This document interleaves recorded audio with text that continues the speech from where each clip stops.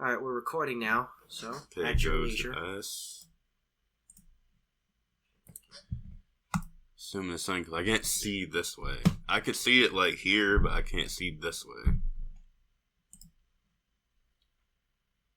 Okay, ready? If you want an idea of Matt's personality, when you get to Star Trek Deep Space Nine, pay attention to the character of Garrick. Also, you got something right here. That's basically Matt. Hi everyone, and welcome to Hellfire.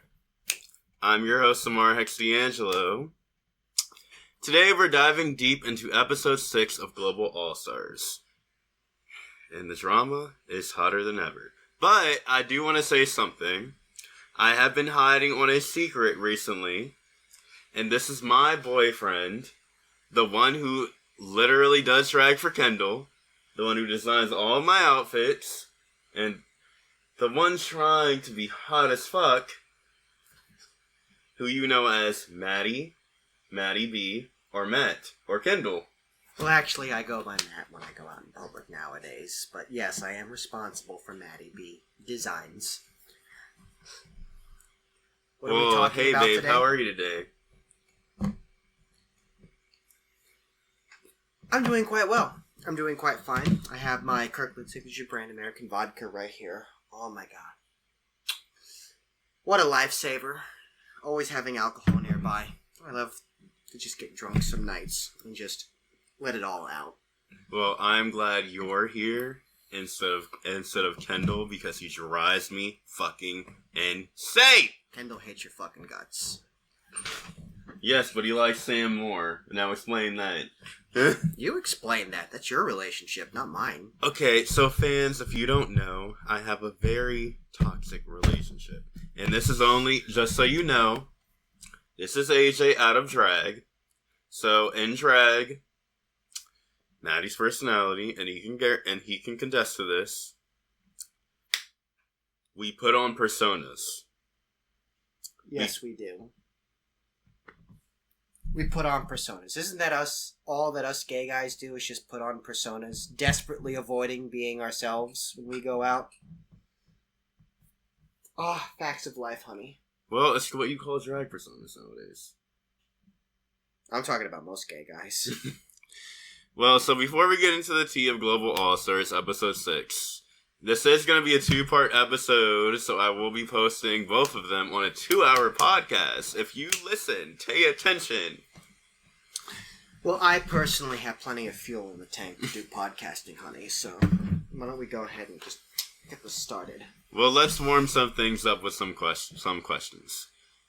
You know, give the people a peek behind the curtain, or should I say, the hem of the dress. Well, I've got plenty of peeks behind the curtain right here. So here's some questions for Mattie B. So take this seriously, because you design all my outfits. I take it as seriously as I think it's worth, honey.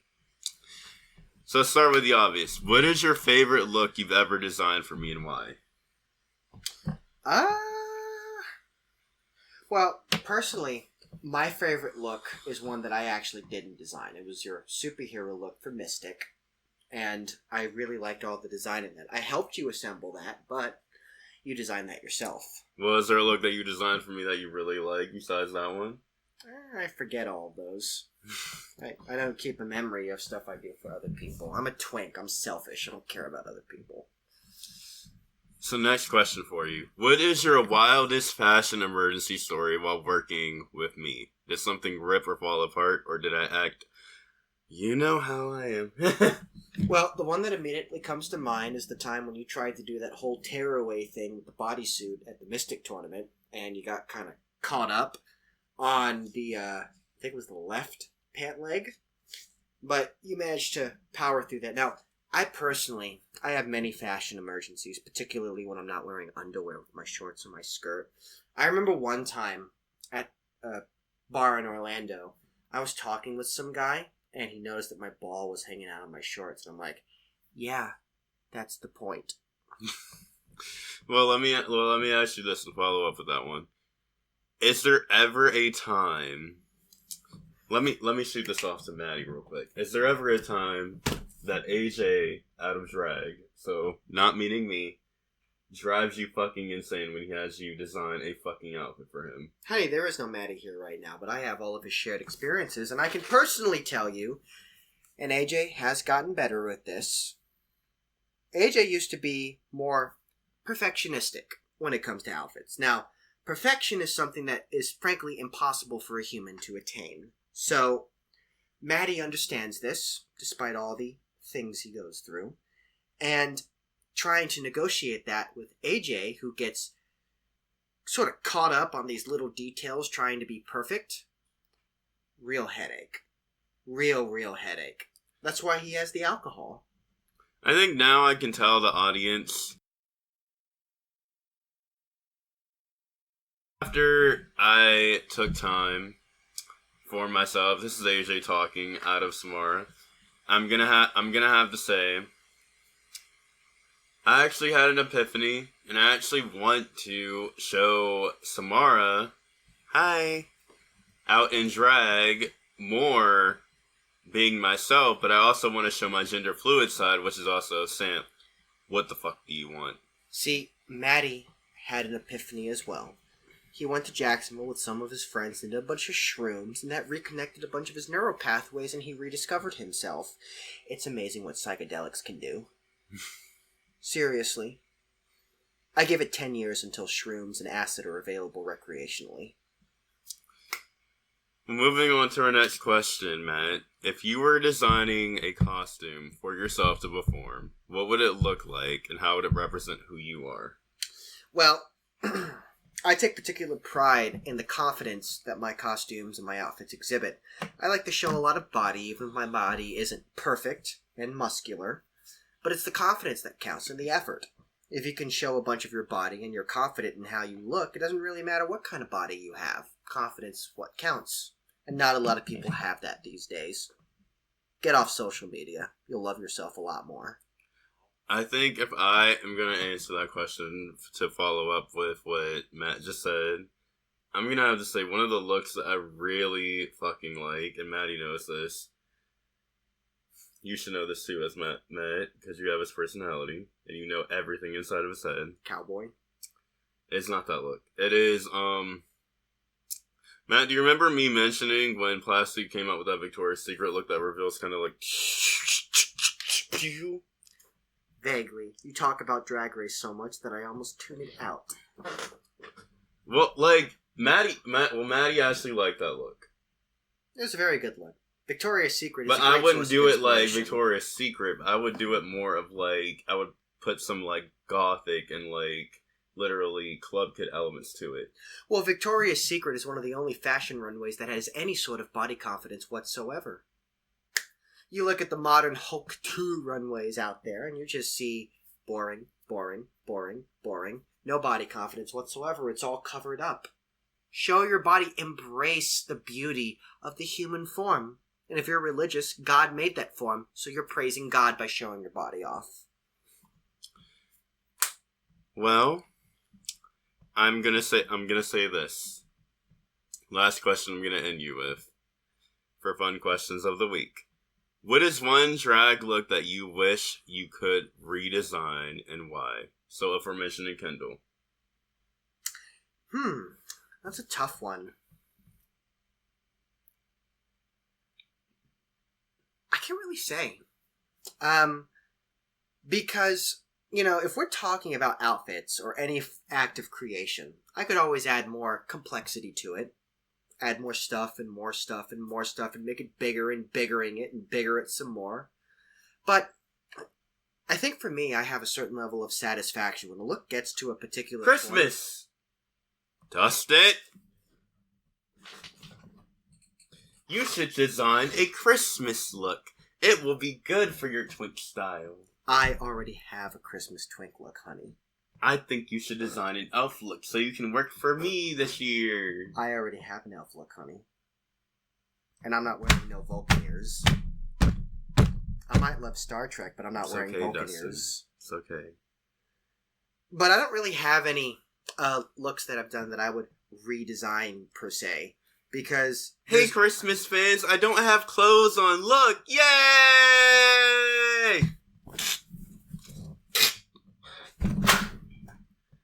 Okay, back to Ashley. Matt was saying, I'm satisfied with all of my looks. I wouldn't redesign any of them. If I feel like there are improvements, let's look at all of your looks. So let's take a look. So I'm gonna give you a random look. Mm-hmm. Because Matt's not sure if he wants. What is the look that I've always wanted to see from you expanded on more? I know, something you wear all the time, or some. Well, there's two looks actually. Don't you dare say khakis and a polo. No, the first one is actually your denim look for Kendall that you disbanded more. You wear that as yourself, like Matt. But Kendall wears it a lot more. I always wanted you to explain that look. That's one of them. Well, I managed to locate a black denim jacket that is the same cropped as my regular denim jacket that goes with that look, and I have a black pair of shorts that are in the same style as my regular pair of shorts. So I have a black and white variant on that. But I don't think I would expand that look anymore. I'm content with where that look is sort of gone, and I'd rather look towards new looks rather than trying to increase the complexity of a look that I'm already satisfied with. Because again, there's no such thing as perfection, babe. I think the other design look that I've always wanted you to try again, but I think you said you wanted to expand it more. I think this was when Sam was wearing it. Yeah, it had to be when Sam was wearing it. The kind of brand off Hooters look. That could maybe be expanded, but at the same time I do appreciate the simplicity. See, you don't always have to expand on a look. Sometimes there's something to be said for the simple Not expanded, but redesigned. Well, sometimes you don't even have to redesign it. There is elegance in simplicity sometimes. Now, sure, if an idea comes to me that I feel like the femboy Hooters look could be improved. Well, you said that you did want to improve it last time Sam wore it. Yeah, but nothing has really come to me with regards to that. If it does come to me, then I'll give it a test and see how it looks. But if nothing comes to me, then I am satisfied with how it looks, as it is. Well, Matt, we are now let's get into this episode. So we're at the halfway point of Global All-Stars. With what Mattie has seen, are you loving this season so far? Well, I see everything that Mattie sees, honey. And I think it's a fine season so far. I think Global All-Stars, it wasn't the editing. I love the season bringing all the girls together from different countries. I just felt like it needed more. It doesn't really stick out to me, honestly. It didn't stick out like All-Stars 9 or Season 16. It's not like the Season 14 teaser challenge. Was that the one where it's like, y'all got a fat bitch running out here. I needed a snack. Silence! To put you in your place, you'll be lip-syncing for your life. Against me. And to quote one of the winners from this year, you ugly bitch. You ugly bitch. I will whoop your fucking ass. And I will tell you, I love Angie, but I love Angie and I'm glad she won, but I will say this, I still think Roxy should have won and brought it to Orlando, but it's another topic we'll mention another day. Choose your next words carefully, boy. I did not say anything, okay? I could still speak like a straight man. I normally do speak like a straight man. Okay, so last week I had Jamal on the Wild Acting Challenge, Booby the sequel. So yeah, how did that go? Basically, it was a fun podcast. It was more, I think I want to bring Jamal on more, but I do want to bring him on a random podcast one day. And that's the same thing I think Kendall can do with, like, his, like... friend. Paul. Yeah. Yeah, I do want to bring him on a podcast someday. Well, like, you guys are talking about, like... You guys have to have a random podcast where you guys talk about anything being on alcohol. Because we can't say, you know what. It's like, you know what? Oh, yes. You know what I'm talking liquor. D-R-U-G-S. Oh, yes, vodka. Shrooms. I can talk about that. It's legal. So? There's no proof that I did it. Yeah. So you're saying that, Matt, you did fucking shrooms. Tell me this story. Well, Mattie did. But I'll tell you this story because I was there. Well, Mattie had a very fun time being on that experience. It was very eye-opening for him, and he learned a lot about himself. Did you see any hallucinations? I think he saw cockroaches crawling out of Paul's toilet at one point. That is definitely AJ's boyfriend right there. Oh, absolutely. But anyway, back to Movie the sequel. So, the acting challenge was basically where they had to act with boobs in a funny way. Well, I got plenty of So they also had parodies like Pirates of the Caribbean, Jurassic Park, and then I think the other one's Frankenstein. Well, Maddie's got fake tits. Yes, and I'm still waiting for the fake tits. Well, money is a little tight, honey. And your body is fine. You got some nice tits right there. Oh, that's called pecs from AJ, actually. Yeah, tits. Wear a bra next time you go to the beach. Unless you're at I have Pier 13. I have noticed, I don't know why this is, but before I do go on with this next question with Booby the sequels, I do want to say, Matt, why is it that when I wear my outfits now, because AJ has been going to the gym, he's doing, like, and he has the muscle now, why is it that, like, even when I don't wear boobs, I see it like boobs on the screen? Because you have tits. Do you want to explain to the fans who don't do drag as well, who might listen to the podcast? Well, it's just the structure of your body. The structure of your body gives you a very womanly form. So you have it easy. It's okay. Like I said, Nico is going to get you there. You know your boyfriend loves you. Oh, absolutely. I heard about this frat party like that you guys had at literally the college yesterday. Which college? You want to talk about it? Oh my god, we had such a crazy frat party. So many hot guys. Like, I don't know what it is where these college boys find time to just work on themselves. And, like, the recreation and wellness center at UCF is always packed with them. But, like, I got such a boner. I had, like, a threesome in the bedroom upstairs. Well, I can tell you this. Fans, I did it upon myself to help Sam keep refilling Kendall's liquor cabinet by a spell that I found in the books. It's called Costco, honey. But you guys decided to take the alcohol, and now I have to refill it again. It's called Costco. Well, Kendall is going to hate you when you go back to hell tonight. He loves the Costco liquor. It's cheap. It's high quality. It beats Grey Goose if you're getting their French vodka. No, that you took from his bar. I didn't take from his bar. I take from Maddie's bar. Well, Nico, Nico took from the bar. I am a respectful twink. Well, going back to our question. How do you think you would have done if you put on an acting shot for a challenge like that? So you have fake boobs. Let's put this in your perspective, because I remember you didn't see the episode. So you have Jurassic Park, you have Frankenstein, and you also have, what was the other one? Pirates of the Caribbean. Okay. Which one would you have wanted to act in? Frankenstein. What character would you have played, and how do you think you would have did? Probably the monster. And what would you have done? Well, I probably... Who's calling my Texas? Who fucking cares?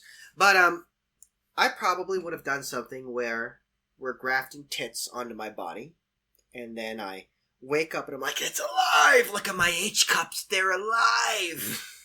You know, when I got fake H-cups for the first time, and I was experimenting with this stuff, boy, did I learn very quickly the impracticality of big tits on women. Because my H-cups are 14 pounds. Good. Rest in peace, you my back. You want to know whose boob size you have? You want to know whose boob size you have in the drag world? Jimbo. That's one. Plain and Jane? then also, no, plain Janes are like plain Janes are the boobs that you want to get for AJ. What, D? Yes. I have D size. Yeah, Plain Jane's the one that you want to get for AJ. I was about to say one of your other favorites that you like. Do you remember Lucy? Lucy LaDuca? Yeah. Vaguely, yes. She was the one crying about how she was always safe. You did like her, though. She was acceptable. Okay, so Kween Kong slays the challenge, winning by playing a giant booby T-Rex in Jurassic Park. This fucking asshole called me 2 times. Jesus Christ, I've got so many boys stalking me. Is my ass really that good?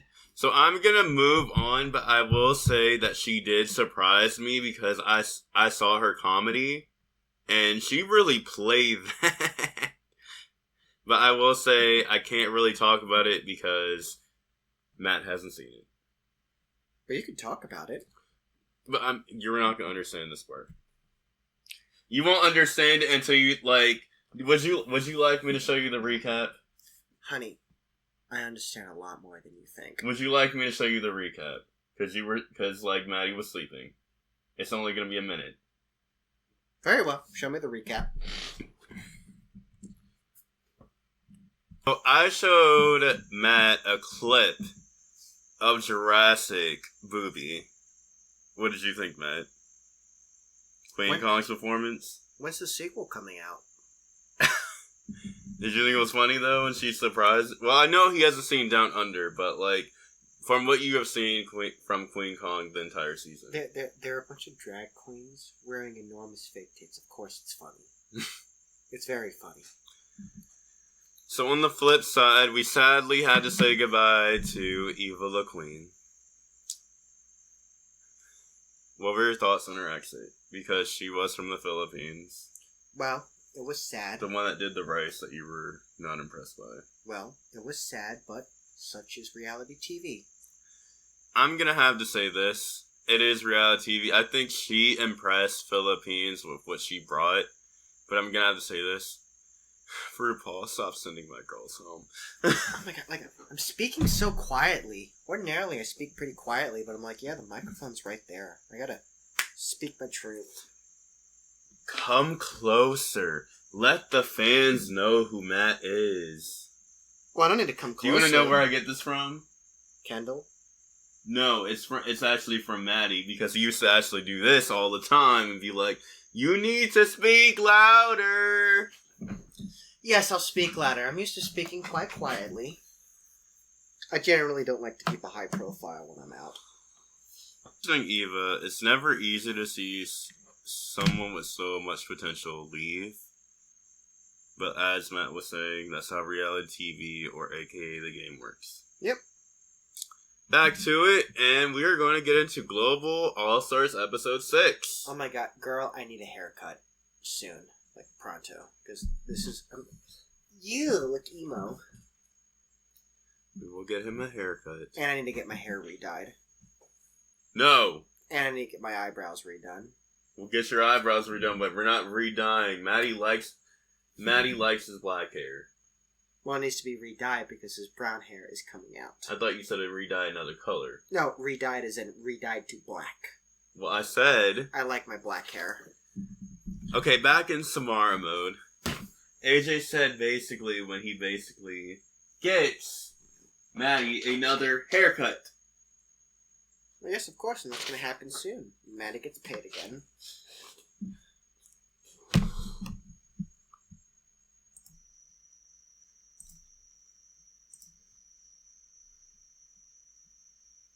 Okay, after Eva's elimination, the competition is definitely getting together. Gala seemed overwhelmed, and both of them, because this is including Vanity. I think this is the girl that Maddie liked from the very beginning, Matt. How do you think they're handling pressure at this point? Oh my god, girl, you're on a reality TV competition. Alright? It's gonna get stressful, and they're probably just realizing this now. As the joke that Maddie makes all the time, I'm sure a lot of these drag queens think they're going to go on Drag Race and win every competition first place hands down. And now the reality of that setting in on them. I think I think that's what Vanity, I can say that to follow up your point, but I think with Gala, it's more of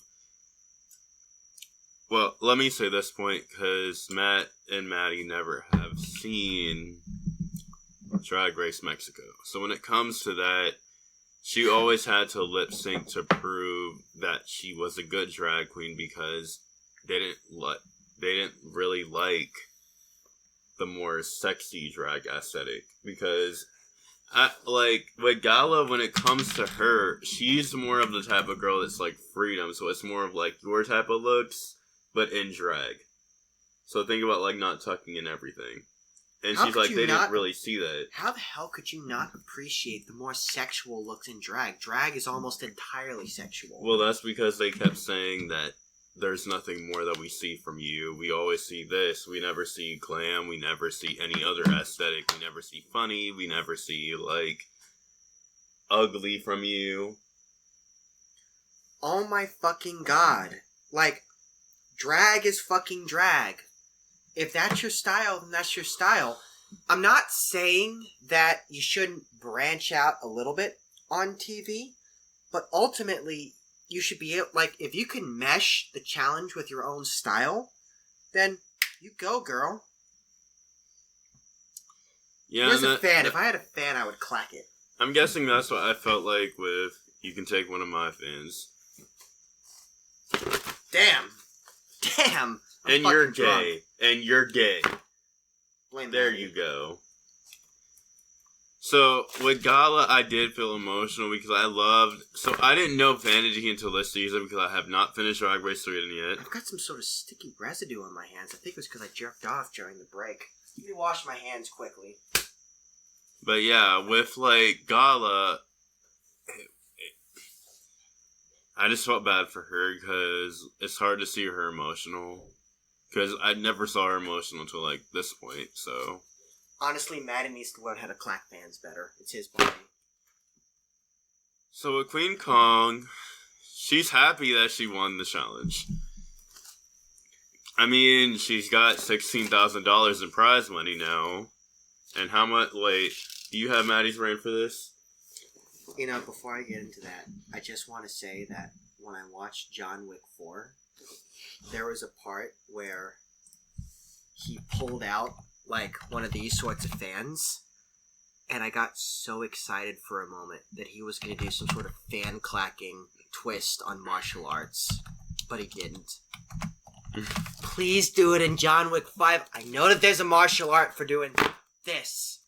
Like you can use like titanium fans that can block bullets.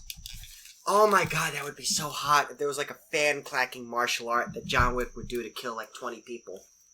Okay, well, I looked up the currency rate. Apparently, she had $16,000 in American dollars. But if we looked up in Australia, because, like, as you know, we talk about the currency rates all the time because it's Global All-Stars. Apparently, she is getting $233,710 Australian dollars. Well, yes, when you're American using American money, you have an advantage in most places in the world. But I mean, if you look at Australia,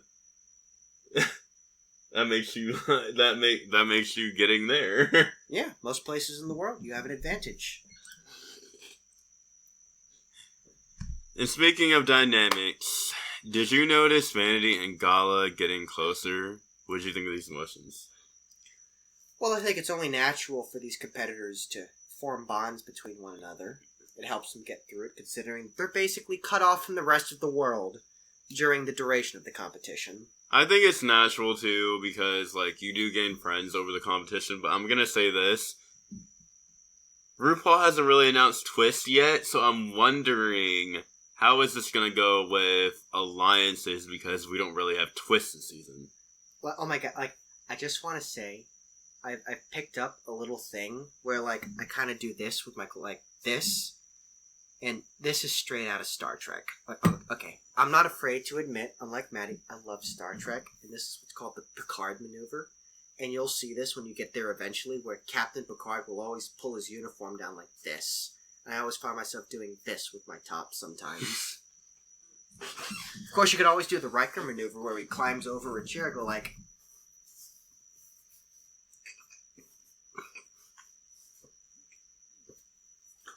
Now, if you fall, that's on you. Honey, I don't fall.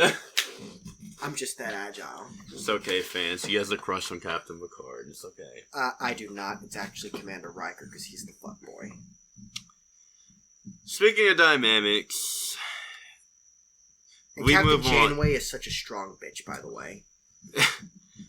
We move on. Alyssa seems super eager for a dance challenge. So now, this is a question I'm going to lead to Matt. So if you were in a competition, would you want to see a dance challenge at this stage? Or would you be more focused on other types of challenges? Look, there's a lot of problems that go on in the world. Most of them could be solved with a dance challenge. Well, okay, let's put it this way. Audience, I'm going to do something because I'm going to bring up a drag persona right now. Kendall! Hubby! Answer the question. Honey. In Dragula, if you were on this TV show, and you've already passed like all the other challenges that you've seen right there, they did the same kind of challenges, but in the spooky and alternative and punk rock way. Right? Would you want to see a dance challenge? Again. Well, I speak for Kendall, and yes, he would want to see another dance challenge. No, I want to hear this. I think the fans deserve to hear his voice at least once, because they've been missing him for a while. At least once. Get Matt, just give me Kendall just for this 1 minute. Can we just keep our mental illness consistent for one podcast? Fine, here's Kendall. Yes, I would like to see a dance challenge. Now go away. I'm sorry, fans. Kendall will be back soon. This is Matt again. What were we talking about? Drag Race? All the ways that you can be slay and pussy and cunt and all that wonderful stuff. Kendall, your friend's gonna see you. This is Matt again.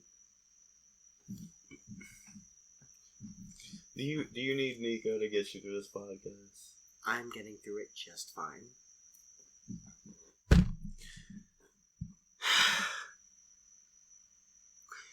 Fans, I'm going to do something that I don't like.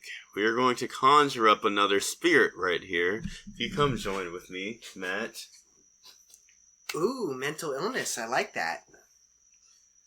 Okay, now I need you to say... Well, we need to actually close the lights off. The fans are going to love this, okay? Are they? So I need you to call your boyfriend out, and you know how to do that.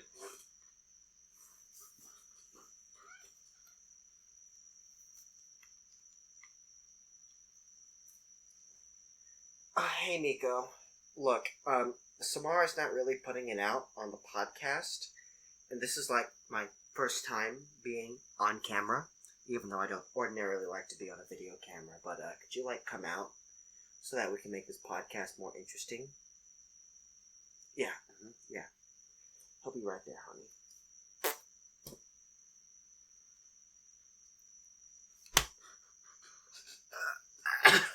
What are we talking about? We're talking about Drag Race. Why is this light is off? I like the warm lights, yes. Okay, so Samara, where were you again? I'm sorry that fans, this is Nico, Hex Di'Angelo, her brother. I am fucking drunk. Samara, can you just continue with the podcast? How many drugs? I will give you more alcohol. How many drugs did you do before this, Nico? I am trying to not say because I have a certain whale looking at me, so I am going to go back now before he catches me. Hello? Nico, they want to see you. The whale. Whale's not there. Shamu's not going to get you. So, for those of you who are uninitiated, Matty has assigned personalities to his stuffed animal because that's totally a normal thing to do. And he has a Shamu stuffed animal. It's got like these really big velvety fins. And he gave them like a cop persona because at one point when he was going through a little mental illness, the cops did a wellness check on him, and he was inspired by that to give his Shamu stuffed animal a cop persona, which is actually quite funny. Well, can you give me my best friend Patron so I can deal with this without having to look at the whale?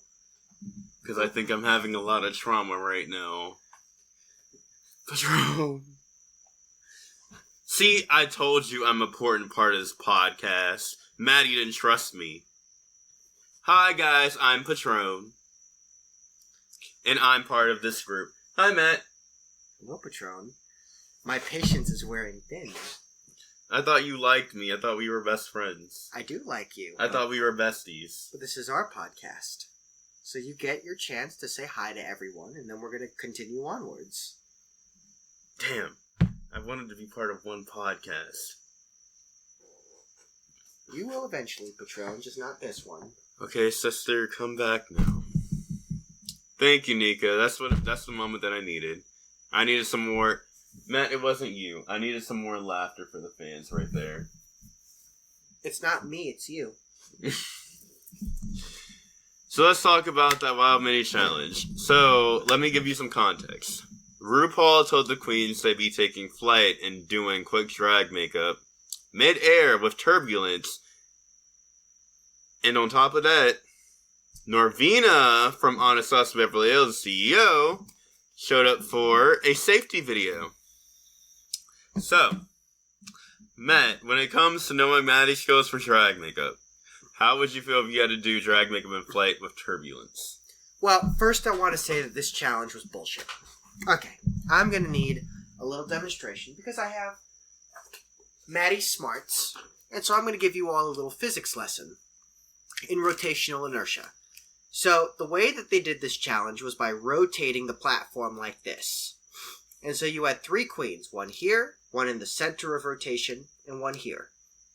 So as they were rotating it, the queens who are on the edges have a harder time because they have to deal with more rotation. But the queen on the center actually had an easier time because there is less rotational inertia going on. I think I beg to differ because also I can see your physics opportunity, but it's more of like, I guess like I saw some queens even in like on the edges that came out with good makeup. And that should be a testament to their exceptional makeup skills. But it makes it easier for the queen in the center because she has less motion going on. So the challenge is inherently unfair. And again, like I said, if a queen on the edges did an exceptional job, it is certainly a testament to their exceptional makeup skills. So, with you mentioning that, who's standing out to you? I am still not good with names. You literally watched the mid-season! Use Maddie's brain! I do have Maddie's brain, and Maddie doesn't care about names. It was whoever did the really well-blended makeup. So are you not paying attention? Oh wait, I forgot. Fans. I'm sorry for banging on the desk, Maddie. Fans. Maddie has been going through PTSD and has been healing from it. So, don't judge him. I'm only saying this because I've heard from a lot of like podcasts that you guys say a lot of us like drag artists are not liking either the season or are not paying attention or are not remembering names or saying them really badly. So I'm going to say this. This is not Maddie's fault. This is not Matt's fault. He was going through trauma, and now he is healing, and now he's on the breakaway to acceptance. Now, as we continue... Well, another thing is that this season is not nearly as memorable as Season 9 or Season All-Stars or Season 16. It's just, like, it's not as memorable to me. Like, yeah, it's going on, and the queens are good, but it's just not nearly as memorable as those... Again, Season 9 of All-Stars or Season 16. Well, you heard it here right here, fans. When I do this podcast with Shady for Season 17, you will see Matt as, like, a guest star, and also Jamal as well. So you heard it now. Maybe Kendall might come back, but knowing him, he's probably waiting for... That's the question I did want to mention to Matt, by the way. How's my husband feeling with 666 right now? You know directly what I'm talking about. What, Dragula? Mm-hmm. Personally, I prefer Dragula to Drag Race. I feel like it gives more voice to the weirdos and stuff that's not conventional. Well, we have weirdos in, like, regular seasons. And we have them in, like... Not on the level that Dragula does. I'm not saying that. You said okay. There's a difference. Okay, you have alternative artists, but it's more spooky. Well, yeah, it's more spooky. You don't have like the club kids and all that. Yeah, but Dragula, I feel like, does a better job with the really, really alternative artists. I'm not saying that Drag Race is a bad show. He says he's just saying this because he likes drag kings more. I'm not saying that Drag Race is not getting it wrong, that I do like drag kings, but not getting it wrong. I'm not saying that Drag Race is a bad show, but I prefer the voice that Dragula gives to the more alternative artists. But I'm sure, with Drag Race being your holy sacrament. Q. Let's mention another alternative artist from season 16. Let's see. Dawn. Again, I've seen this all the time. Drag Race is your religion, and it's not my place to infringe upon your religious beliefs. Okay, so would you like a Dragula podcast because you want AJ to go back to regular topics? I might do a Dragula podcast. I think. What, on Boys Night? Yeah, probably. Well, that's Kendall's podcast. Kendall. I was just in the neighborhood. Well, how does Kendall feel? Well, Kendall would love to do a Dragula podcast. Instead of the other topics? Well, he likes the other topics more. So he wants to make his avenue just like mine, where he does 2 podcasts like every other week? Yeah, he might do that. If he cares enough about it, he'll do as many podcasts as he wants. Who am I to say? Well, you heard it right here, audience. This is Samara, and I'm telling AJ right now, Kendall might want to is most likely to do a Dragula podcast. So when you guys are planning the podcast calendar, make sure Kendall's available for Dragula October 1st. We'll see. Let's move on. So we have a congratulations to give to Tessa Testicle for winning the mini challenge. Mini challenges are not that big, but I am proud of her for winning that because she did show that. She snagged a $2,500 cash prize. Now, you're not going to say anything. In Germany. Okay. You want to see how much this is? It's going to be less than that because it's the euro. So let's see. US to euro. God damn, the euro has fallen in value. Well, Tessa Testicle in Germany got $2,243. Hold on a minute. Currency exchange is one of the hobbies of mine. Oh my god. The euro is...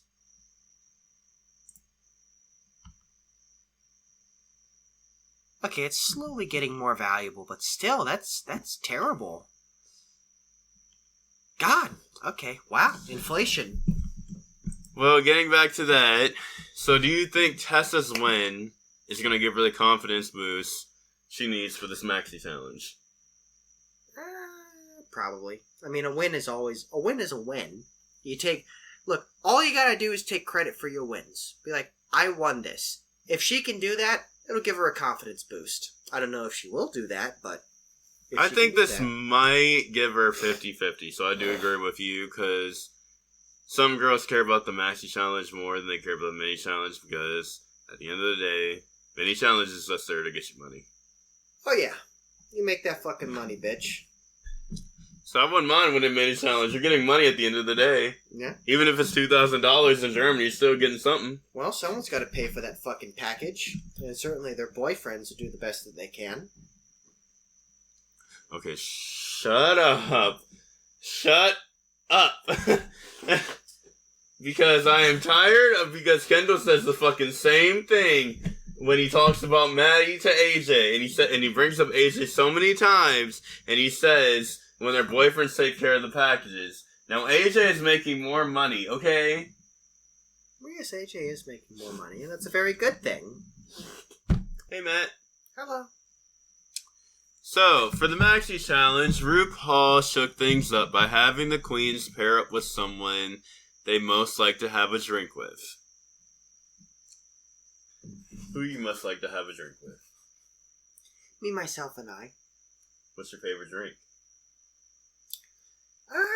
It varies between tequila sunrise and vodka cranberry. I think mine's gonna have to be...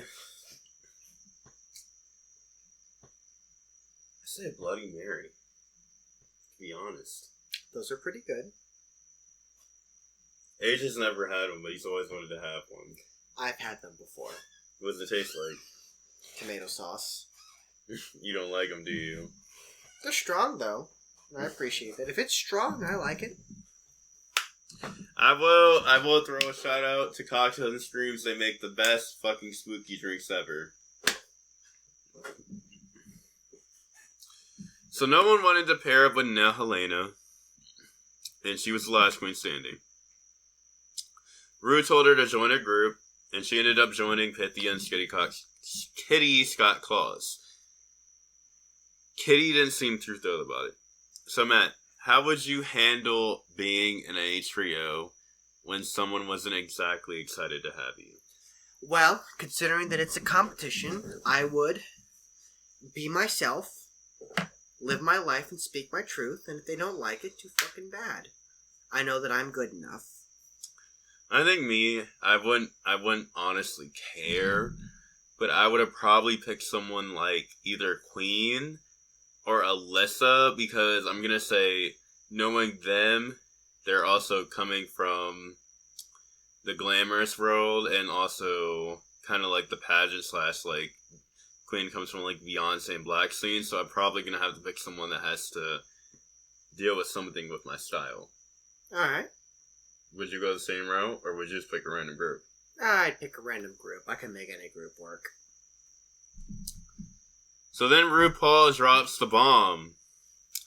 Before filming, the queens were instructed to pack a suitcase of raw materials. What do you think the queens were preparing with Ru mention this runway? Because remember, you're giving a runway list, but you're not given, literally, you're going to do the challenge. Well, at that point, you bring as many raw materials as possible so that you have plenty of options when you're designing stuff. I think one thing that I will say, because Matty, when he's designing for me, and because Matt works in it too, I will say, when you guys are designing for me, you guys said to bring more stretchy fabric when doing design challenges. Yeah, stretchy fabric has a lot of advantages.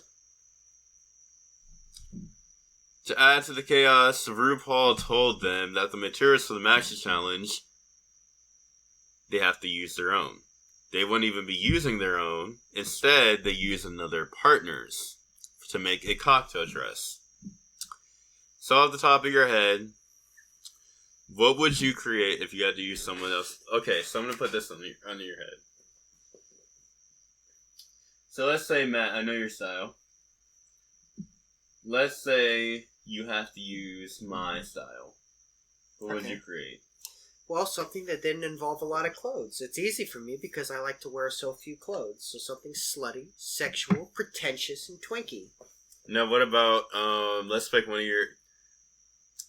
Give me one of your favorite drag artists. Rob Zombie. What would you do? With their raw materials? Yes. Well, exactly what I said. Something that was sexual, slutty, pretentious, and twinky. It's not hard to do.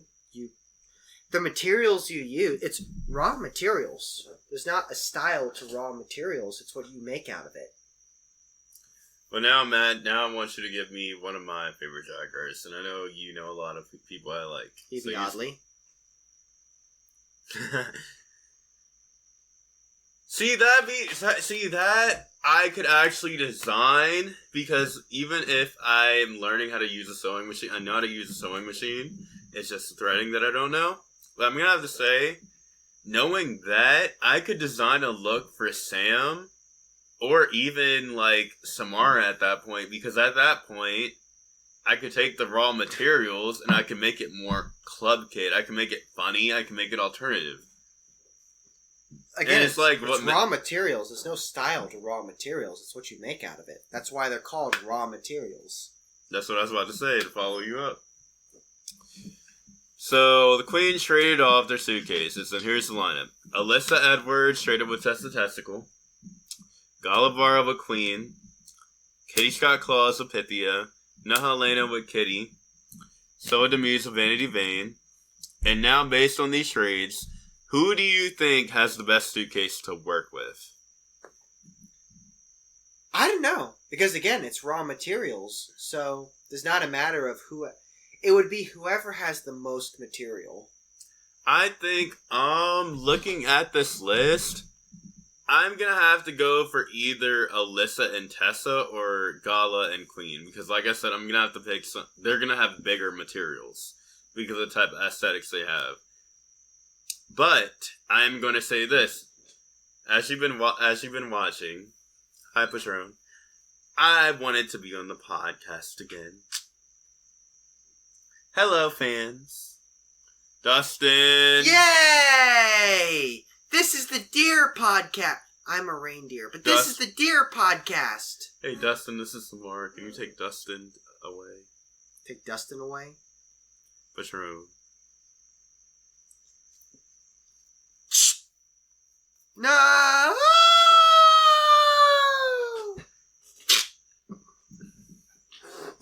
Jesus Christ, Dustin. Okay, so based on what you've seen so far from the suitcases, what suitcase would you have wanted? These are all the queens right here. Again, whichever had the most raw materials in it. But if you didn't know that. I guess Vanity. I'm going to have to go, like I said before, Alyssa or Queen. Because they had more bigger materials. More bigger? Bigger? They had bigger materials. How did I know you were going to say that? Their materials were bigger. They were the biggerest. Grammar, honey. So this is going to lead to Matt, because I'm still working my sewing skills. Let's talk about them. How do you feel when queens come back to Drag Race for All-Stars and still don't know how to sew? What a disappointment. So, I don't expect you to know all the detailed intricacies of sewing and designing, but I would expect you to know some basic sewing skills. I expect you to know what a hem is. I expect you to know what an overlock stitch is. I expect you to know what the zigzag and straight stitch settings are on a sewing machine, because those are pretty standard. If you don't know that stuff... Well, you forgot the most important of them all. Hot glue? No. Threading. Oh, yes, threading the sewing machine. If you don't know how to do that, you better ask for some fucking help, honey. Bitch. I know. Okay, so I will tell you, fans. Matt can contest, and I want you to follow up with this. My sewing skills are good, but they can only get better. And it's like when you learn a new art, it can only get better over time. So, I do know how to sew, but the problem is that I'm lacking with, and Matt, you can contest with this, like you've always said before, threading the machine. Threading the machine. Threading the machine can be challenging, but all you gotta do is follow the instructions. If you follow the instructions, you can thread the machine fine. Now, if you're using a serging machine, that's a little more complicated, because that's 4 separate things you have to thread, and you have to, take parts of the machine apart just to thread it properly. Well, if you guys do want to see me on Drag Race, I do want to get on the next couple of, or few years, but I will say... Give this horse some money if you want to see her on Drag Race. I'm trying to get this one... Well, also, we're not talking about, Matt, but, your drag persona. Kendall yes. on Dragula next 4 years. Yeah, Kendall has what it takes. Maybe. Television might be fun. Who knows? So speaking of sewing, Vanity Vane won her design challenge on her previous season, but she's been playing it safe so far this time around. Do you think she has what it takes to push through? We'll see. I think from Vanity, I saw the first... Well, do you remember the first design challenge? I do. I don't remember I kind of remember what Vanity showed. It was, I guess, didn't we say it was, mid, or was it a hit or shit? I think it was mid. Yeah, so that's why I'm I saw her stuff on Sweden, but it doesn't match up compared to these other artists. Honey, girl, the bottom line is that Drag Race is about being yourself. Drag is about being yourself. And I know that there's a lot of people in the industry who will push you away from that. But if you want to be successful at drag or good at it, you got to figure out how to be yourself. If you can't do that, don't even do drag. Work a job in corporate. That's a great place to not be yourself and get paid a lot of money for it. So let's move on to the next girl in our lineup. Tessa. So she seemed really excited about the suitcase she got from Alyssa. But Alyssa thinks she got a bunch of scraps from Tessa's bathroom floor. Now, what would you do if you didn't get enough materials to work with? Wear less clothes. If you don't have enough material, then downsize. Wear less clothing. All it takes is body confidence. No, but say this. Let's say you're a pageant queen. Ouch. Let's say you're a pageant king. Ouch. Okay, I know you don't like pageants because of like what you experience. Not even what I experienced. You never did a pageant, but you saw what I experienced. Oh, not even what I experienced. I feel like the concept of a pageant... I said you saw what I experienced. Again, I feel like the concept of a pageant is entirely contradictory to what drag is about. Okay, let's take a glam queen, right? Okay. Glam king. Okay. And you know there's a lot about them out there.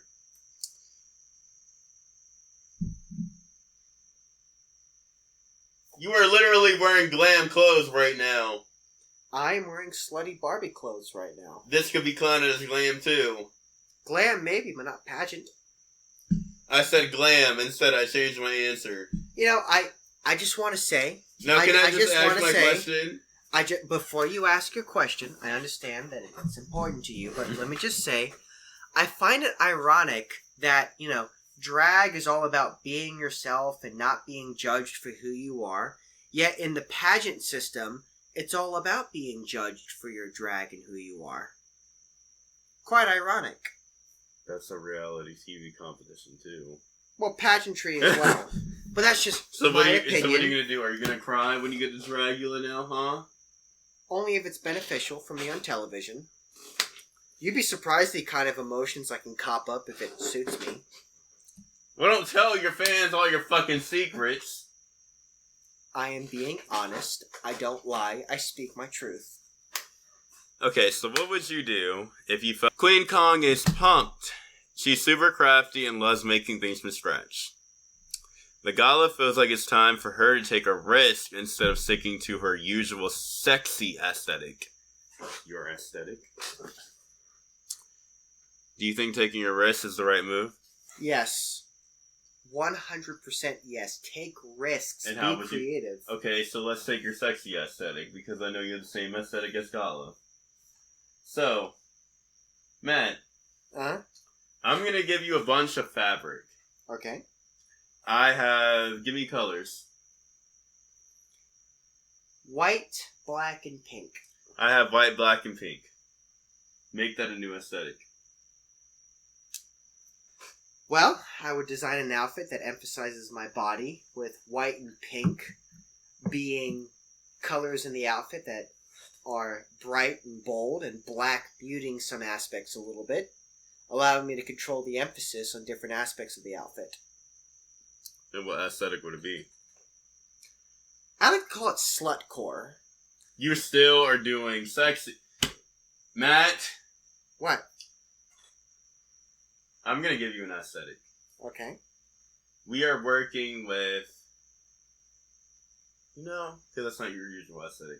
We're gonna give him goth and punk rock. Alright. So white, black, and pink. Well, since you don't wish to accept my aesthetic, I will capitulate to yours. I accept your aesthetic, but I'm talking about taking risks right now.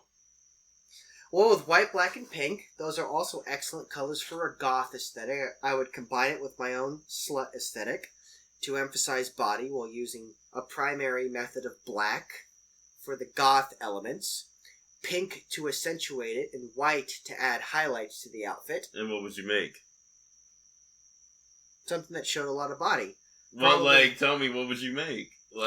Actually draw it out in your head. I am telling you that right now, but you wish to continuously interrupt me because you're trying to prove some kind of point. Go on.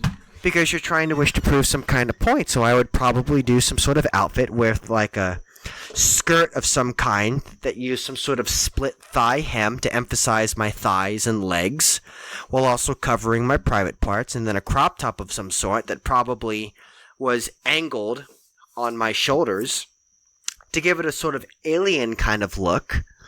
Black would be the primary color, with white to accentuate it and give contrast, and pink to add a secondary color to the outfit to give it additional sort of color details. But it could go in all sorts of details. But I understand you don't wish for me to be myself. I wish for you to be yourself. I love you, Matt, for who you are. You want to know who you remind me of the most? And why you think I hate it so much? Who? My brother. Oh. You know how my brother is. Well, You're not crazy like this. Oh wait, we can't say that on the podcast. But you're not crazy like Loco husband over here. Well, I am completely myself, 100%. If you don't like it, too bad. There's plenty of other fish in the sea. Okay, let's move on. So Kitty's excited about her suitcase, but not Helena, not so much. She doesn't like the lycra fabric. Okay, so here's the thing that I need before we go on with this question. What is lycra? I've heard of lycra before. I've been studying because they fabrics. said it was stretchy fabric in the show, but I'm like, what is lycra? And I thought you would know. Lycra is another word for spandex or elastane. So it's basically stretchy fabric. Yes, it's very stretchy fabric. Why couldn't you work with it? Okay. Lycra is the same goddamn thing as spandex, honey. You can't work with stretchy fabric. Skill issue. Well, anyway, we're not even going to answer that question because you already know our feelings. Kween Kong said she even feel that Helena is being a child about it. I feel like she's being a child about it too. So, Kitty feels like Helena is being ungrateful for what she packed in her suitcase. Okay. So let me put this in your terms. Hmm? What is the worst fabric that you don't like working with? I don't really have a worst fabric that I don't like working with. Which one would you not like? Which one do you not like to put on the sewing machine?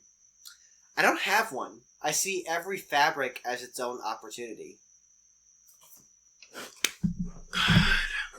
Sorry, I have an open mind. Matt, can you just answer the fucking question? Which one is the Bitch, I'm sorry, I have an open mind. Which one is the hardest to work with for you? I don't have one yet.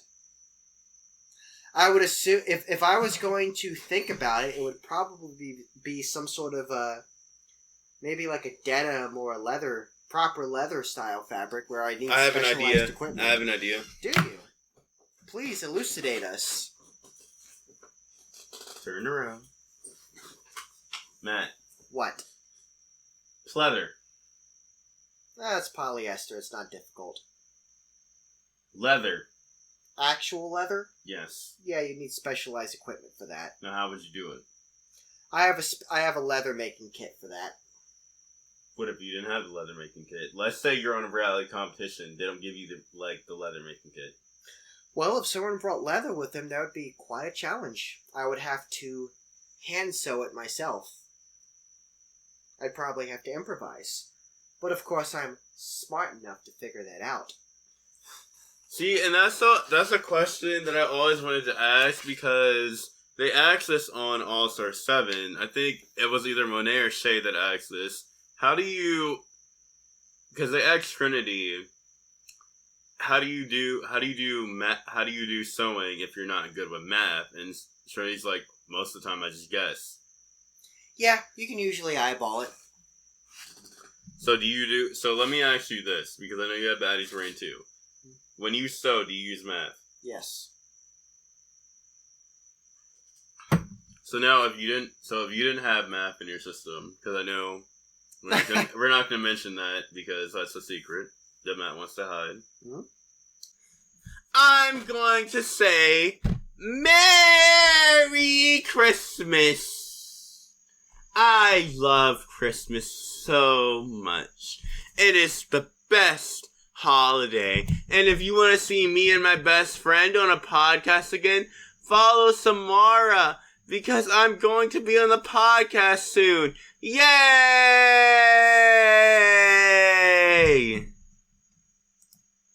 Machine. So basically eyeballing, like she was saying.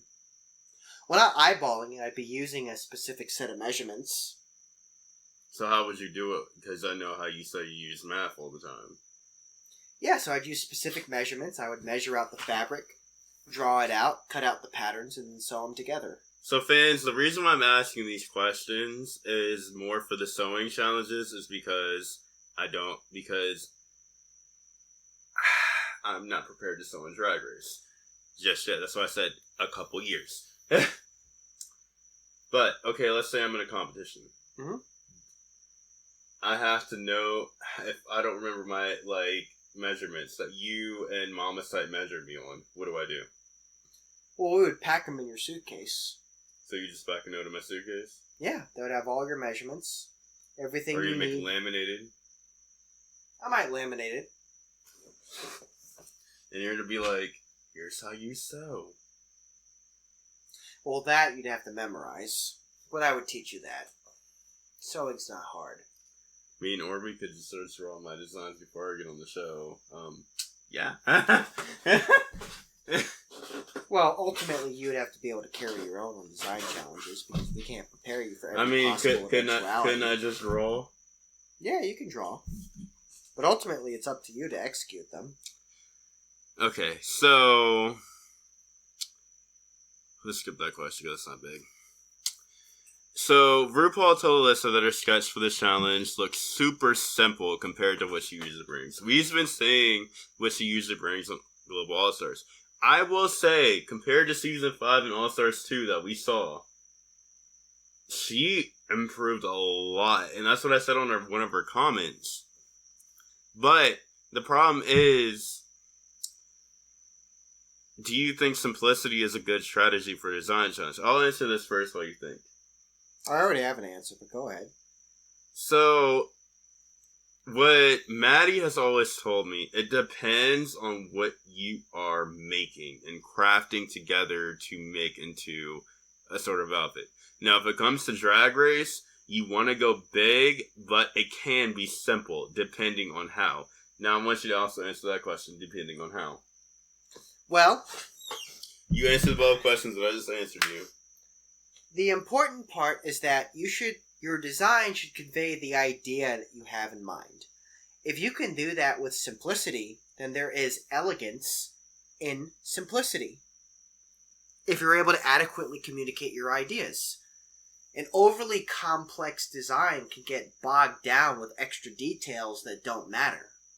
So I feel like simplicity, if you're able to communicate your ideas, shows a very strong creative ability and intelligence. So I think simplicity is a good idea, so long as it conveys your ideas. Well, there you go. You heard it from the designer himself. So we have Vanity. She likes to change. She keeps changing her ideas. Hasn't even started yet. She starts, but then changes. She starts and then changes. Have you ever had a moment, Matt, where you couldn't settle on a final design? Yes! I have...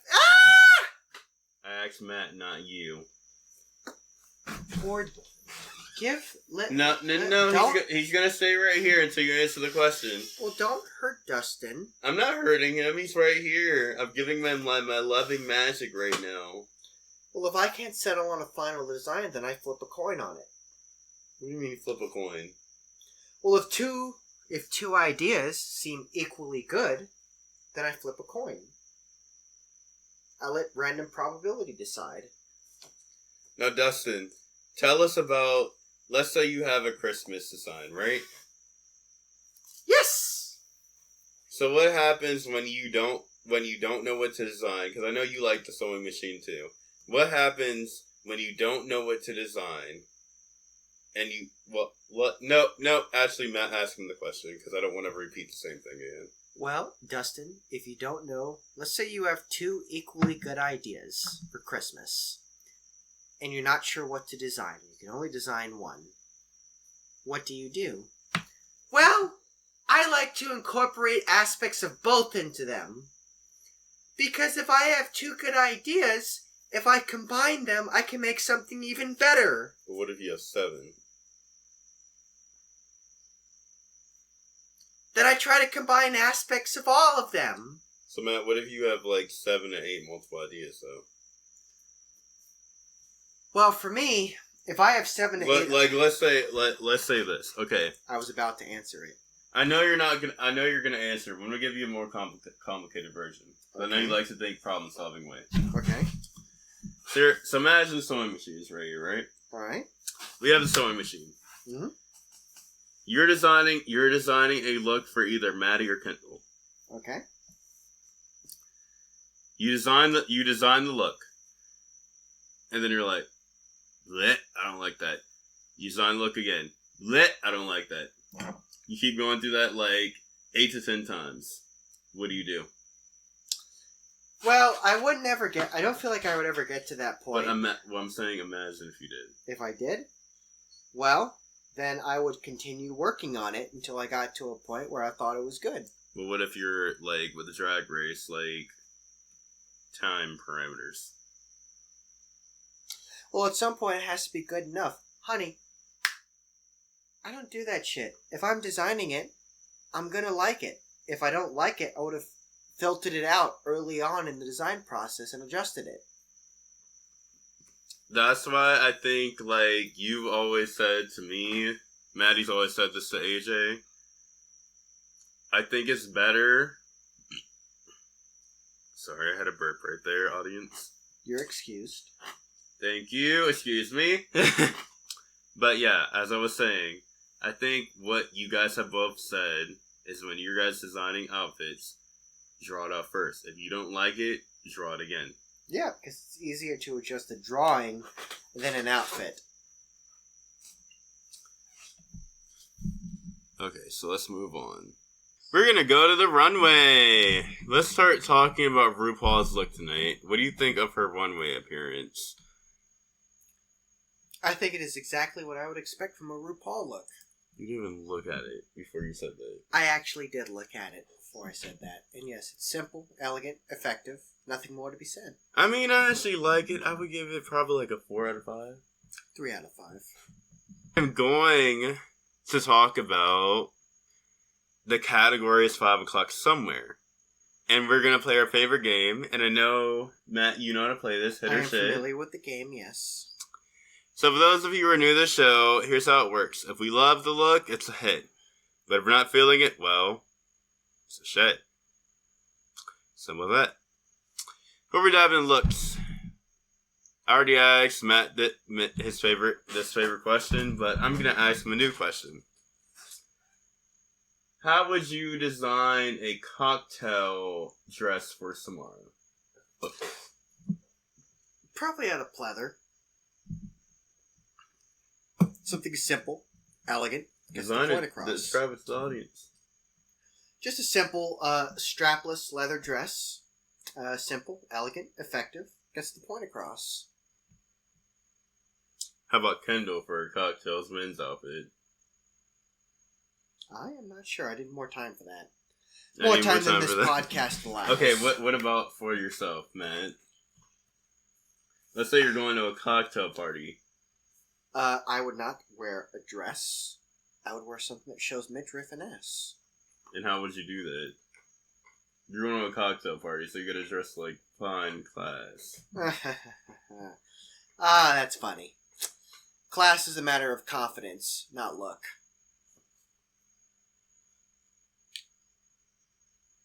Well, I guess Matt's not gonna answer that question. No. Well, let's get into the runway and see how these queens give us cocktail. Alyssa Edwards. Mediocre. Mid. I would say this is a mid too, compared to what she's done before. I can see how she said it was simple. It's compared to what she's done before.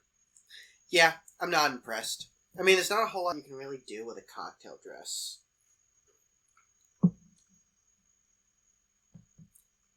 Okay, next up we have Test the Testicle.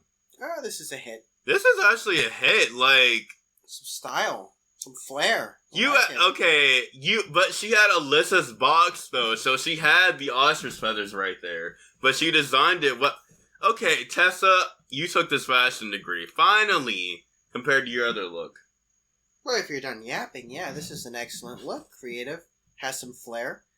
Actually adds something to the typical cocktail dress, so it's a hit for me.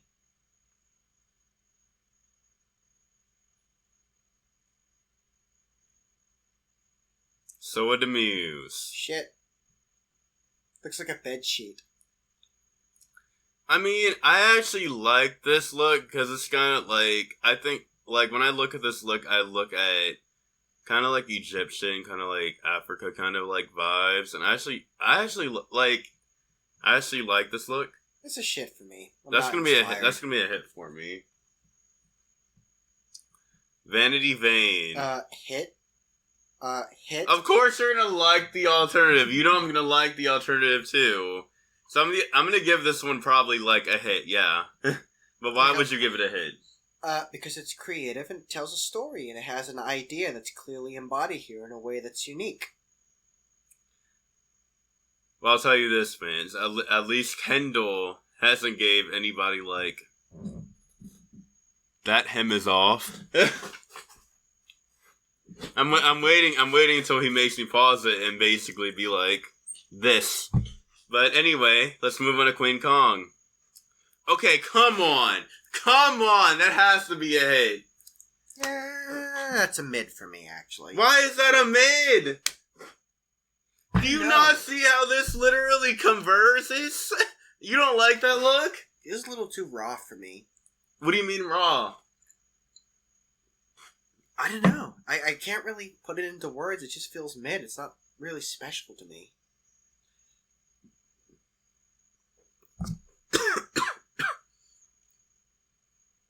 Next up, we have Gala Varo.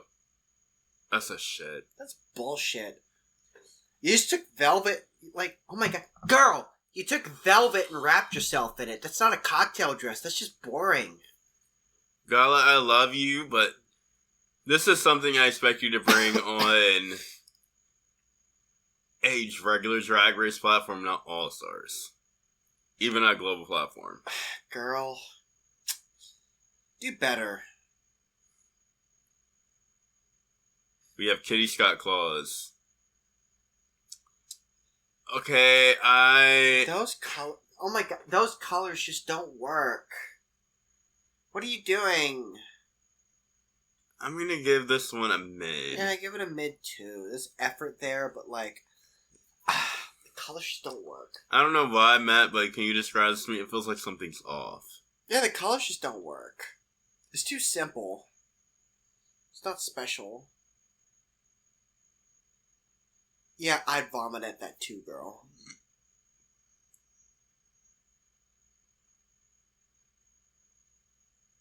This isn't Dragula. Don't make yourself vomit. Up next, we have Nahalena. You did this with stretchy fabric. Shit! Yeah, that's shit. Doesn't really convey anything. It's boring. Uninspired. You had the fabric. This is all you could do. These queens are just so bad at what they do. You saw some good queens, okay? They're just so bad. Like, this is such an uninspired season. Okay, that look. Okay, Pythia is the next queen, and I'm saying this look. That is going to be a hit. That is something I would probably wear. Do you not see? Well, I do see. You're playing it on my computer screen, so I see quite well. But, yeah, I would give this a hit because these past few queens have lowered my standards so much.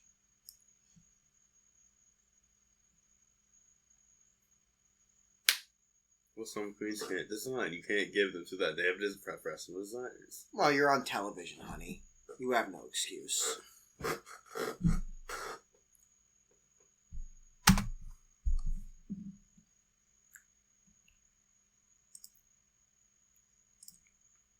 Okay. So, Matt, who had your super hit of the night? Probably Vanity. Looking at it, I'm gonna have to give it to Queen. Okay. Do not look at me like that, mullet. This way. I will look at you however the hell I goddamn please, girl. I'm living my truth. Don't like it, get out. Patron.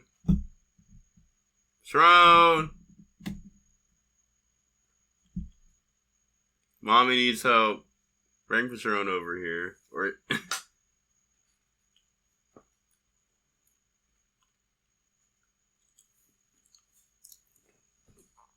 you don't judge mommy, Matt. I judge whoever I want. I'm a twink. I will cancel you. Go ahead. Okay, I think you were the wrong option. Dustin! You voice him. It's time to learn about the holiday of Christmas. Christmas was... Yes, Dustin, I know about the holiday of Christmas. I know it was a pagan holiday that the Catholic Church co-opted to make people convert. Let's sing some Christmas carols to get... Dustin? Christmas carols are copyrighted. If we sing them, we're going to get copyright struck. The copyright system is mean. But we're going to do some macaroni art. Dustin, he was bullying mommy. How dare you! Well, mommy is a strong, independent bitch. She can deal with it. Okay, Matt. Yes. Looking from this list and looking from all the looks, which two queens had your super shit?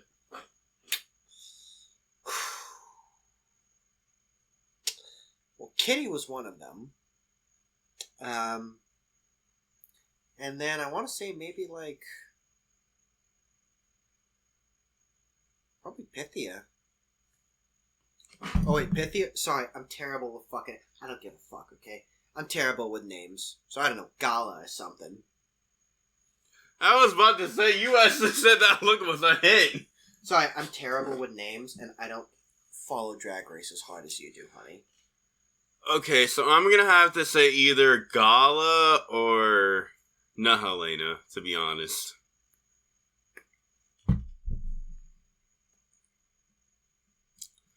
Let's move into Untucked, shall we? So we get an Untucked tea. First up, we have Kitty's got claws. She can't deal with Helena crying over the fabric anymore. What do you think about this breakdown and how Kitty's reacting to it? Girl, you're on reality TV, so absolutely cry for the fucking camera. But don't get upset that other people are going to call you out on it.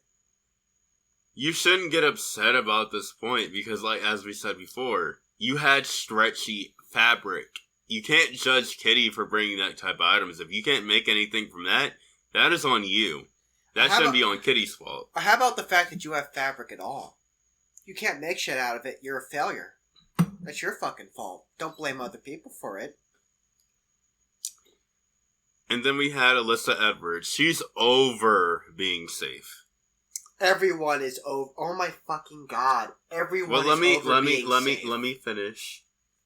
What did you feel about Alyssa being stuck in the middle of the pack?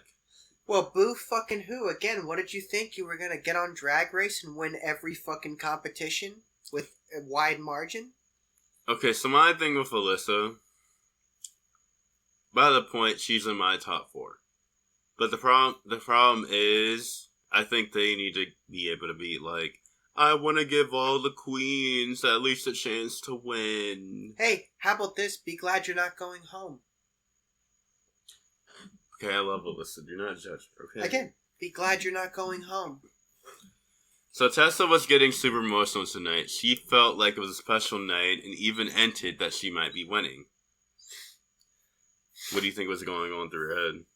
Well, I'm sure she's probably on some drag delusion where she's like, oh my god, I am so slay and I don't know what remember, that's the look that you like, too. Well, I did like it, but again, I don't know what it is these bitches tell themselves. Be confident in yourself. What the Dragula bitches told themselves. Oh, that goes for them as well. This goes for drag artists in general. I don't know what it is these people tell themselves. You do the same thing to yourself, no, man. I don't. Yes, you do, because when you don't, when you feel like other people judge you, you'll be like, I just avoid assholes because I don't have to deal with them. It's okay to be yourself. Yep. That's what I keep telling them. And I don't need other people, including you, to be myself. So we get Vanity Vane, who was scared to be in the bottom. But Queen stepped in and told her she needed to boost her confidence. How do you think Vanity should handle the fear of landing in the bottom? I want actually Matt to answer this question instead of me. Well, if you're not confident in your outfit, then you should be confident in your lip syncing ability. Well, there you go, fans. Genki, we're almost done.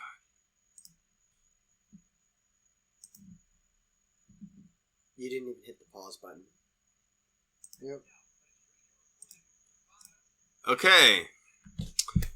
So the bottom two queen, we get into the literally judges' critiques. We find out that Tessa Testicle is the winner of the challenge. Congratulations, winning a 10,000 calorie cash prize. Compared to Journey money, you're still like, that's probably like $8,000. I like 9,000. Do you agree with this decision? Yeah, I agree. I agree too, because that was a hit for my list.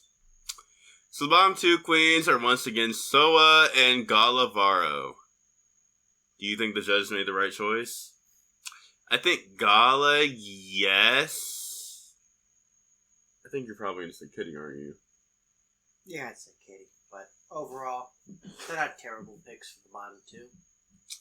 Lip sync song is Bang Bang by Jessie J, Ariana Grande, and Nicki Minaj. What did you think of the lip sync? I think that it was pretty one-sided. Only one of the queens really brought it out. I think Gala really brought it out the most, and I'm going to have to say I hope she wins, and she does. She won the lip sync. Sadly, we have to say goodbye to Soa the Muse. It's hard to see a queen go. What are your thoughts on Soa leaving? Who was she again? Soa... She didn't stick out to me. I loved how you brought what you brought in France, and you brought it a lot more. You stayed a lot more. I'm sad to see you go. Oh my god, honestly, I expected so much more from you being from France from your design skills. What a disappointment. So now we're down to 8 queens. Matt, what are your top 4 frontrunners? Probably Alyssa, Vanity, Queen, and maybe now Elena. Actually, no. Tessa, actually. Sorry. I was about to say. Oh my god, girl, this season doesn't stick out to me. The queens don't stick out to me really in this one. It's I think I need to show him season 17. He needs to see he likes US seasons more, okay? Well, personally, I don't really care too much about Drag Race. You like US seasons more. Again, Drag Race doesn't really interest me. You know you like it sometimes. Occasionally, but most of the time, doesn't really stick out to me. Don't say that to the fans. I will say that to the fans. I'm speaking my truth. Okay, so my top 4, I've listed it finally down, guys. I'm gonna have to go for Kween Kong, Alyssa Edwards, Vanity Vane, and Pythia. Those are my top 4. And I'm gonna have to say, that is it for part 1 of Hellfire. Let's continue with part 2. Okay. We are on part 2 of Hellfire, the show where we recap Global All-Stars. Today we're on episode 7. And I'm going to give it up. Matt is back! I have so many better things I could be doing right now than talking about Drag Race with you, honey. But I'm here because I care about you. He's the life of the party, the quick-witted, fun-loving twink who loves how to turn it up. Oh, did ChatGPT tell you that? Yeah, because you didn't want to tell me about your personality, dude. I don't like to talk to people about myself. It's up to you to find out. And you just say the night doesn't truly start until he's there? Well, the night starts before I'm there, and it ends after I've left. I come and go on my own terms, honey. So, Matt, how's it feel to be back for part 2? Because you're on part 2 of the podcast. I have work tomorrow, and that's what pays for you to exist. And I have work tomorrow, too, so don't you think? So let's make this quick. And I have work tomorrow, too, don't you think? So we're in agreement that we should make this quick. So, of course, because we know wherever you go, the fun follows. Before we dive into this episode, let's heat things up with some spicy questions for you. You ready for this part, Matt? Don't make me take another shot, but go on. So, you've been out and living it up. What's the wildest party or most chaotic night you've had recently? Well, I've had nights where I sucked 2 dicks at once. Oh my god, it is so crazy having 2 cocks in your mouth. Just being such a whore. So for those people that can't see that on YouTube, you want to reframe? What do you mean reframe? Well, guess we're going to have to not make this, guess we're going to have to make it inappropriate content again. Oh, it's not inappropriate content. So, Matt, you're the life of the every party, but how do you manage to stay so collected and sharp while juggling all the chaos around you? That's a secret, baby. I can't give you everything about how I work, now can I? If you had to describe your ideal type in 3 words, okay, Nico, I'm going to let you lead this podcast from now on because I think I'm going to give it a mix. So... guys, I'm going to give it up for another guest star. I'm going to take my another sabbatical because I'm going to try to work my way in Kendall's arms again. Welcome, Matt's boyfriend / my brother, Nico Hex Di'Angelo. What's up, babe? Of course, Samara gave me this fucking question. Yeah, we gotta talk about stupid shit for the next hour. Well... if you had to describe me in 3 words, how would you describe that? Well, my type is someone who is smart, hot, and slutty. Is that me? I'd say that's you, mostly. Mostly? Mostly. What do you mean mostly? You have to work on the smart bit a little bit. I let you be the smart one. Yes, I am. That's why I helped you exist. Get on my level. Because I'll tell you, audience, Matt is a power bottom. Yes, I am. Which means he controls the way I have sex with him, don't you? Yes, I do. And you can't say no to me. Or else. So, we get into the next question. Okay. What's the craziest thing you did at the frat party recently? I've gotten crossfaded on like 5 different substances while getting Eiffel Towered. Well, for those fans that don't know what Eiffel Tower means. Eiffel Towering is when you have someone fuck you in the ass and in the mouth while they take their hands and like high-five each other. That's my boyfriend right there. So when we're not out partying, hooking up, or causing mayhem, what's your guilty pleasure? My guilty pleasure? I don't feel guilt. So I don't have a guilty pleasure. Well, what's the baddest thing that you've ever done that you've never been caught by the cops for? Well, I can't really say that on social media now, can I? Admitting your crimes is an act of stupidity. Well, there you go. So, Matt, we're at the halfway point of season now. What do you think of, I guess, Drag Race Queens? Who's surprising you? This season is so fucking boring. Oh my god, it is so boring compared to season 9 of All Star. It was season 9 of the No Eliminations one, right? Yeah. Yeah, season 9 of All Stars. I don't know because I don't watch 16. Drag Race. You do. Yeah, you and AJ do. Oh my god, this season is so boring. It is so uninspired. No one really sticks out to me. It is just, it's a throwaway season. So catch me up, what is happening? I have no idea what's happening. All of the fucking, so many of the queens are so aggressively mediocre. Nothing sticks out to me. Well, with that, I will say that Like, this is just a weak I've spot. never watched this season because I personally would watch porn instead Porn of is Drag so Race. much more interesting. But if I like Drag Race, it's gonna have to be Alyssa Edwards. I saw her before, and also wait, who is that hot Latino guy that I like so much? Isn't that Gala? Maybe. Again, no one sticks out to me. So, following Samara's prompts, last week we said goodbye to Soa the Muse.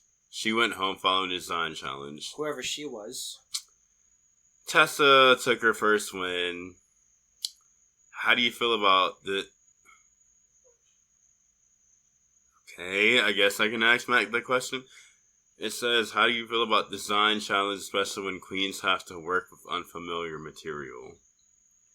Well, there's not a whole lot of types of material out there. It's not a matter of being unfamiliar.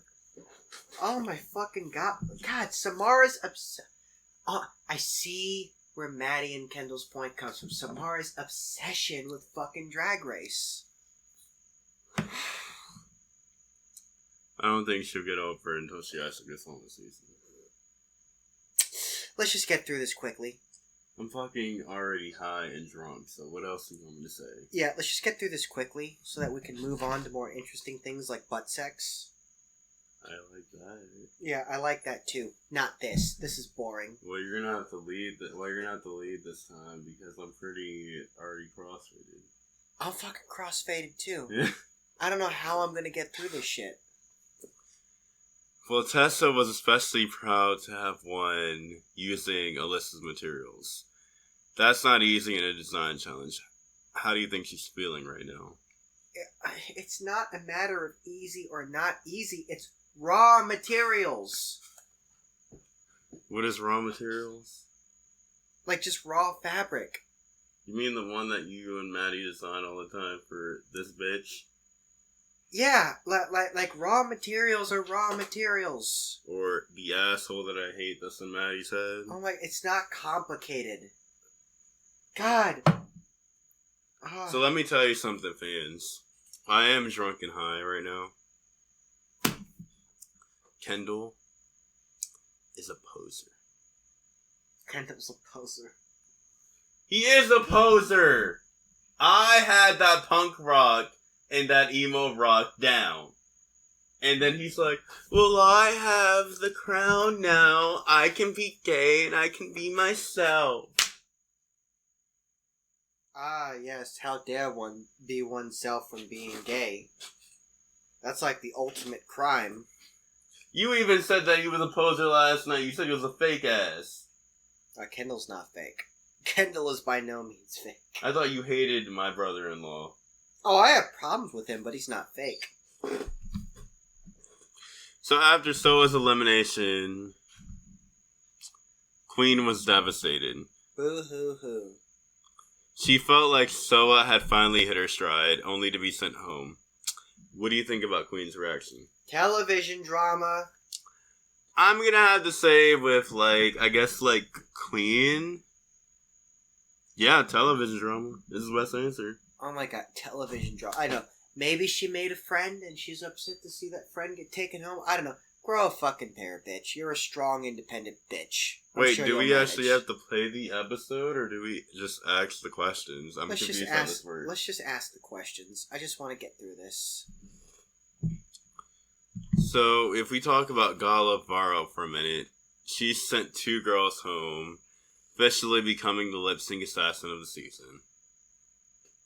What do you think of Gala owning that title? Yeah, that's not gonna fucking last. Season 16 is any indicator of that. Where fucking Maya was the lip sync assassin, and she gets sent home by fucking morphine. Yeah, I know. It's okay. It's okay. I'm here for you. I'd rather have Miami, Florida. I hate Miami. Wait, they were both from Miami. I hate Miami. Like I said, I love morphine. I'm not trying to catch that Miami Heat, if you know what I mean. So do you think Vanity Vane had a wake-up call after being safe for so long? Never. I mean, can you have a wake-up call after that? I've never seen Drag Race, so like Matt, you've seen more. I don't think wake-up calls exist in drag. Hey Matt. Yes. So we can get through this faster. Can you host? Because I'm already crossed. Oh my fucking god! Like I am so exhausted right now, and I have like a real job that I have to work tomorrow. But you can get through this faster. Than Yes, I can. Okay, so flying under the radar, is that a good or a bad thing? What do you mean? Should you fly under the radar, or should you make yourself known? Depending on what case. Yeah, I agree. Most of the time, flying under the radar is good, only emerging when it's strategically viable to do so. And then there's Alyssa Edwards. She's not happy that the queens called her a part of Tessa's at... What the fuck? Oh my god, straight people have so much better insults than drag artists. Tessa at Ball's house? I bet, like... Do you think the comment got... Yes, she's a drag queen. Even, oh my god, girl, like, I love drag artists. They're creative, they're funny, they're talented and all that, but even the slightest fucking thing gets under their skin. So yes, it got under her fucking skin. I guess I will bring him. Samara wants him to come out so she can host the podcast. And actually ask the questions right. Matt was doing it right. Let him handle it. Yeah, Samara, I don't want you. I don't want you here right now because you're gonna go on and yap about. God, I see what Kendall doesn't like about you. Okay. Next day, so things are a little tense in the workroom. Everyone has a win except Nahalena and Gala Varo. Gala was about to quit. She a quitter maybe. And she's really emotional about it because of course she is. So Alyssa and Queen step in. Wait, bring in that one quitter that I know. He's a reindeer. His name is Dustin. Yes! Hey, hi! Hey, quitter. How am I a quitter? You literally quit the sleigh team. I never got accepted on the sleigh team. But you never You never kept trying. I tried this year. For once. I always try every year. Liar. Hey! I try every year. Here's a record of every application I've done. Here. 2024, 2023, 2020, 2019, 2018. Seems like you skipped 2 years. I was working on myself. Every fucking 2 years? Yes! Maddie, why does he like these stuffed animals so much? They give him comfort. They help him get through the day, but aside, look, we still, look at that scroll bar right there. We still have a lot more of Samara's bullshit to go through. That's why I said let you host it. Just call me when you have a question. Yeah, so, what do you think of, Alyssa and Queen trying to lift Gala's spirits because she's emotional, which, go fucking figure. I mean, that's the hot Latinos we got, right? Yeah. She probably needs a good ass fucking. I mean, have you seen her photos outside of drag? I bet she wouldn't be part of that threesome, wouldn't you? Oh, yeah. She probably needs some sex. Honestly, getting laid goes a long way. I think that's why she's getting emotional. Yeah, getting laid goes a long way. But if we're going to be serious right here, why the hell is she always up for the bottom? For showing a sexy aesthetic like my boyfriend shows? Yeah, that is a question that I have.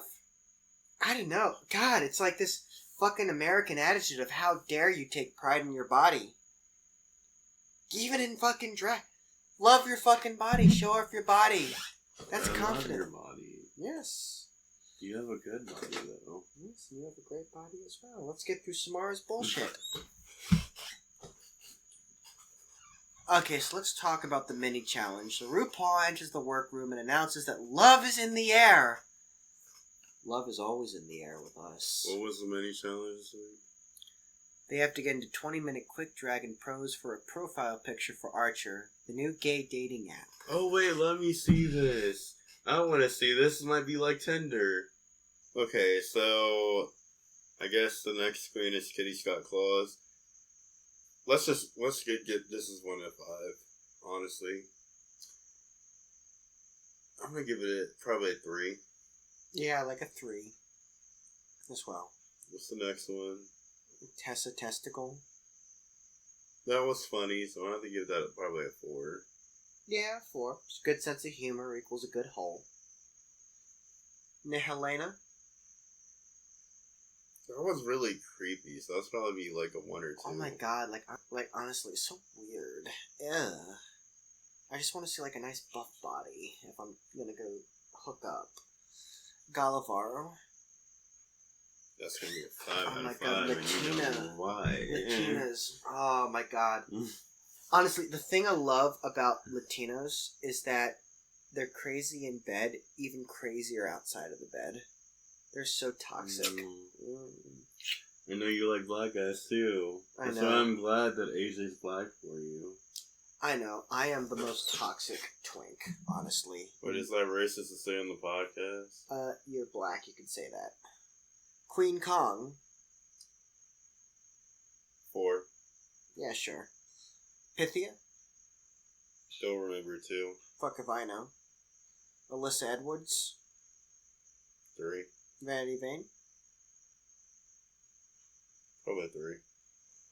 Well, I already know who gets my super like, the fucking Latina. That's what I was gonna say too. Absolutely. I think my super like. What was the next question? Who flopped the hardest? Who would review have rejected? All of them except Gala. I think no Helena. Like, honestly, ill. Like, give me the ick, honestly. Like, what a creep. So Queen was over there swooning, and the only thing on her mind was how hot Sebastian is. He is fucking hot. Yeah, those me. Honestly, like, those Pit Boys would have done so much better in that challenge. Because, like, if I'm on a gay dating app, but isn't it men, not women? But why do they do mini challenges though? Fuck if I know. They want to hand out money or something. Honestly, if I want money, I'll go on OBT and spread my hole. Go on. In the end, the winner of the mini challenge was Gala Varo, winning a $2,500 cash prize courtesy of Archer. See, like what I told you, the Latina should have won. Absolutely, and she did win. Just as God intended. Just as Padre intended. Okay. Now we move on to the Maxi challenge, the Snatch Game of Love. So RuPaul announces the Maxi challenge. It's the Snatch Game, Global All-Stars edition, because of course it has to be some special edition. Don't you like Snatch Game? It's alright, but given how this season is going, I bet you it's going to be mediocre and forgettable. Can we have more alcohol before this? Let's go ahead and get some more liquor. I'm probably going to be throwing up after this to get through this fucking bullshit show. We have a cheat day. I'm eating ice cream at whatever time I eat the ice cream. I just had peanut butter sandwiches.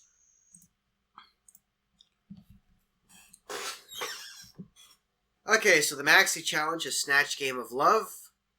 It's always a big one. Vanity's worried because Gala struggled in her last Snatch game in their original season. Do you think Gala will be able to turn it around this time? What, you said Vanity's worried? Yeah, it says Vanity's worried right there. That's what Samara wrote in her little script. Oh my god.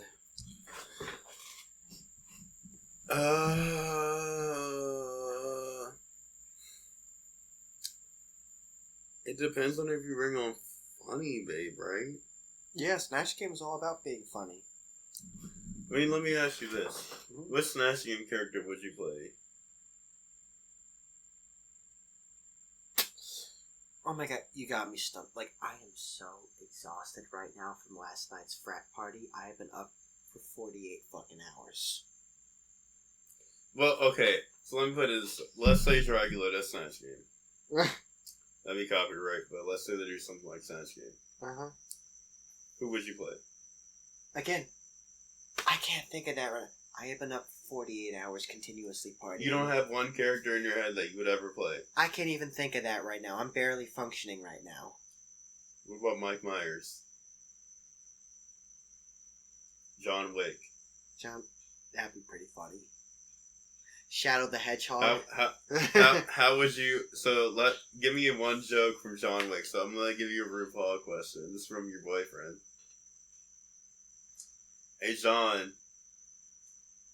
How's it feel slaying... Well, side note, I have never seen John Wick, and Matt said he would show me one day, but I'm going to ask him a random question that I think John Wick does. How would you feel assassinating people? Yeah. That's actually something he says in the movie. He's like, in just the Keanu Reeves voice, he's like, yeah. But how would you make that funny for RuPaul? Again, I don't know. I have been up continuously and I can't think right now. I'm going to leave this. Just leave it. It's okay. It's okay. Now, baby, come here. Baby, come here. Mm-hmm. You just tell me the next question when I give you a massage, okay? Alright, so it's the lineup for Snatch Game is Kween Kong, she's debating The Rock or King Kong. What do you think about that? The Rock. Do Dwayne The Rock Johnson, please. Wait, those are two good fucking choices. Do the Rock. Because you want the attractiveness. What is funny? The Rock. Okay, so move on. Who's the next one? Gala Varo. She's chosen Laura Leon, whoever that is. Don't know who the fuck that is. Yep. Next, Kitty Scott Claus. Who is she playing? Diana, Princess of Wales. Okay, I remember that. This I gotta ask my brother, bro, 'cause he's on more roles. Kendall? I have no fucking clue, don't ask me. Matthew, you know? No. None of us know who fucking Diana is. We don't follow royalty. I think the only time I saw her... You do know who fucking Diana is, brother. You literally went on Splash Mountain with her. No, I don't. You just probably got drunk that day. I have never... Magic Kingdom is a dry I literally park, saw idiot. pictures of you on Splash Mountain with Diana. The old Splash Mountain before Tiana's Bayou Adventure. I have no fucking clue what you're talking about. Magic Kingdom is a dry park. I could not have gotten drunk. So what park do you like? Animal Kingdom. An old school Magic Kingdom. Maybe your wifey or your boyfriend can take you to Animal Kingdom one day. I hate my fucking wife. Here's Matt again. I just want you all to get through this.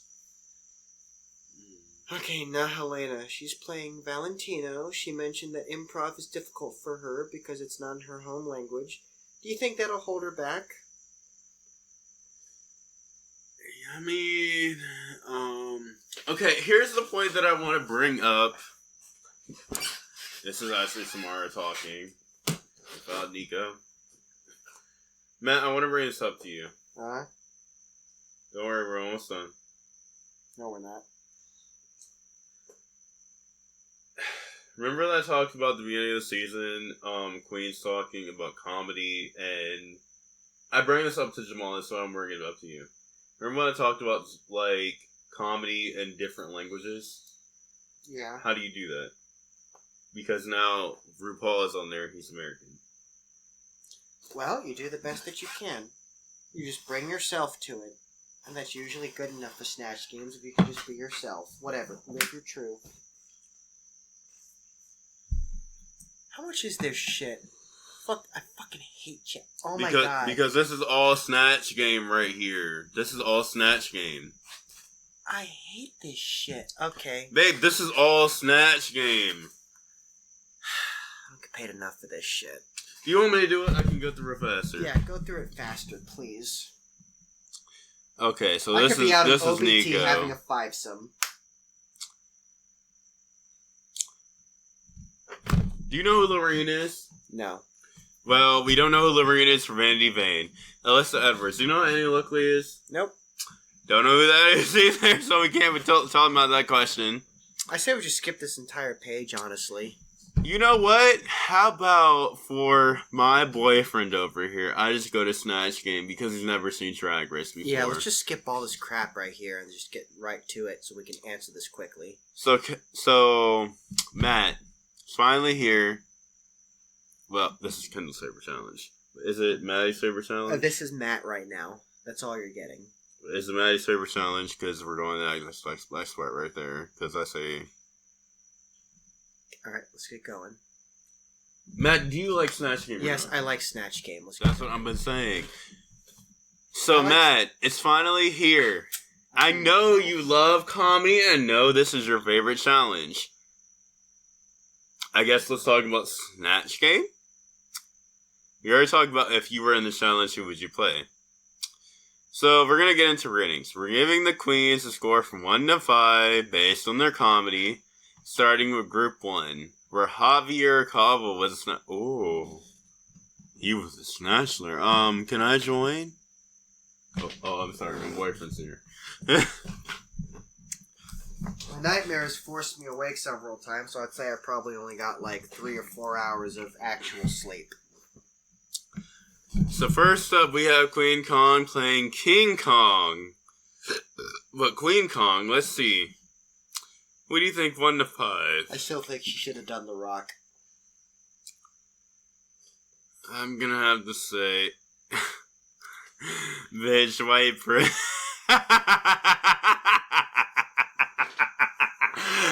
Wait, I forgot my boyfriend's white. Yeah, and you benefit off of my privilege, bitch. I don't see you making my kind of money.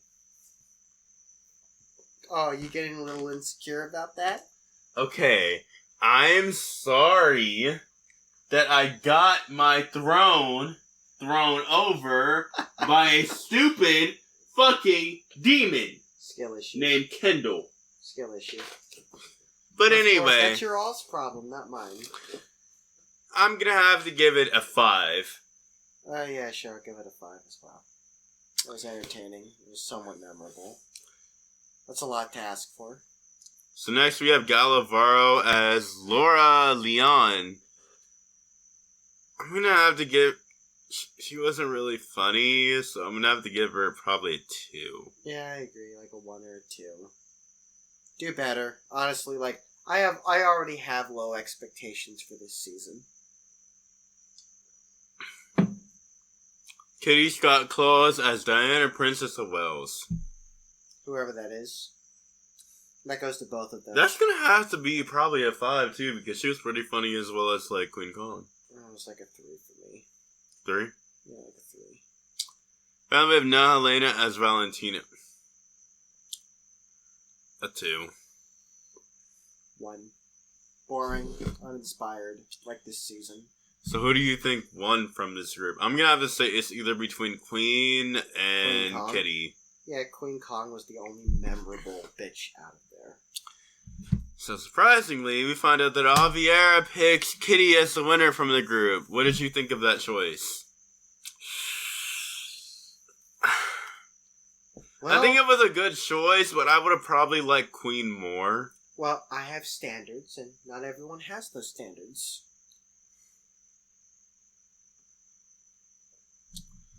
So let's move on to Group 2, where Javier Ambrossi was the Snatchler. So first up, we have Vanity Vane as Lorraine. So since I didn't know about much about this character, it wasn't funny to me, so I guess it was mid, so it was probably a 3. Yeah, I give it a 3. Nice middle of the road. You did your best, but you weren't memorable. Alyssa Edwards and Annie Oakley. I'm gonna have to give that one a fucking 5. She scored that perfectly. Yeah, I agree. It was very impressive. Memorable. I liked it. Tessa as Susan Birch. It's kind of hard because she was doing a lot of stuff that I'm like, okay. So God, 1. So it has to be a 1. God, honestly, I need some action down there soon. I haven't had it in like 2 hours. I can't give you that on the YouTube video because Mattie wants to shoot this on YouTube. Yeah, I agree with your rating, by the way. Finally, Pithy as Zeus. I'm gonna have to give that a 5 too because Pithy as Zeus was fucking good. Yeah, I think it was like a 4. Honestly, I think Alyssa outperformed a little bit. So you're gonna have to pick a list of who won from this group? Yeah, I think I'd say Alyssa. And it looks like Javier agrees with me. I think I'm gonna have to pick a list of 2, and Javier did agree with us as well. So, what do you think about the decision? So, yeah, we thought it was good, and decision. Yeah. So before the runway, the queens were having... Samara! I see why Kendall doesn't like this bitch. She yaps too much. Can we just move on to season 17? Like, this is why men are better, honestly. We don't yap nearly as much as these bitches do. Just a testicle didn't feel too confident. She said comedy isn't her strong suit. What do you think? Well, can she bounce back after a rough snatch game? Depends on if she can win a lip sync. I think it's about, like, showing your confidence. If you don't, if you end up in lip sync, you show your best you can do. Look, Nico, women, they have to go on for hours about being confident. We're just inherently confident. And this is why I love your bestie, Sam. Yeah. And even Kendall. Okay, Alyssa Edwards. She gave props to Pythia. She said it was a shock for the group because she managed to deliver a great performance with the last minute character. We think about Pythia's ability to turn it around. I guess, like me... Good job. She was actually able to turn it around, so I'm going to have to give it, like, not even a good job at that point. She did really great, like a 4.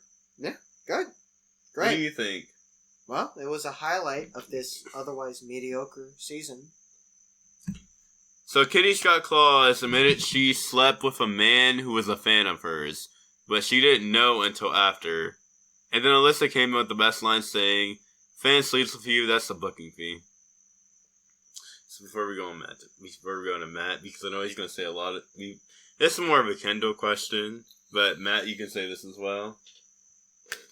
Bitch, I have standards. So, if the man sleeps with me... How much do we charge for the booking fee? Okay, so I'll tell you this. So fans, Matt and I, we have an open relationship. Matt has to pick the guys before I do. So how much do we charge for the booking fee? Depends on how hot the guy is. Well, give me a range. Well, our minimum on attractiveness is like, you have to be at least an 8 out of 10 if you want to sleep with us. If you're an 8, we'll charge you like $1,000 to sleep with us. If you're a 9, we'll charge you $500. If you're a 10, we'll charge you $100. If you're above that, we will desperately beg for you to sleep with us. There you go, audience. And of course, if you're popular, we'll give you a discount. I can't have an open relationship because I'm also in Asia's body. I never have a relationship in hell. Matt doesn't care. But in human world, Matt, how do you feel? You want to tell the fans because they don't know about the open relationship? In the human world? Yes. Well, in the human world, we have threesomes. If I feel like the guy is worth it. There you go. So Vanity shared a really sweet story. She met a boy in a jeans shop, and her grandpa would help her go to the store every month just so she could see him. Eventually, the boy reached out to her on a dating app, and now they're dating ever since. Aww. That is adorable. Aww. Cause she said, like, in the like, she said she met go, him, girl. like, when she was, like, younger. I'm gonna have to say... Like, that is a fucking AJ, love story right there. Wait, let me just say. Can I say her love story? Quickly, yes. AJ. The abridged version, please. When you met Mattie, I didn't meet Matt until probably, like, when did you mention you were a go-go boy again? A while ago. Well, give me a time range. I'd say it probably really came out, like, probably 6 months ago. Well, with that, like, probably been dating for, like, 6 months, but it feels like, I guess in hell moves slower than, like, the normal world, so it feels like we've been dating for, like, how many years? Years and years. And Matt still loves me, don't you? Yes, I do love you. I don't love the script, though, because Samara just yaps and yaps on it. But now we're on the runway because I skipped ahead. Alright, let's get to the, as Mattie would call it, the airstrip. So let's start with the most important question of the night. Oh, God. Samara, okay. She said, what do you think about RuPaul's look? I'm sure it's going to be just as mediocre as all the other ones. Exactly. I'm gonna have to get out of 3. Is that bad? Is that bad for Samara's channel? That's a 3. Let's be honest in fucking Samara's channel. Samara needs to learn to be fucking honest. Okay, so Matt, let's start with the most important question of the night. What do you think of RuPaul's look tonight? Well, first of all, this is not the most important question of the night, and it was a 3 out of 5. I'm about to say 3 out of 5 too. I mean, I wouldn't call this the most important question of the night, but I mean, it's compared to some of the other looks RuPaul's done. This is just kind of middle of the road. Mm-hmm. I agree with Matt with that. Like, I've seen a lot of good looks from you, RuPaul, and like, I would have to say, like, this look is just pretty mid. There. Yeah, good job.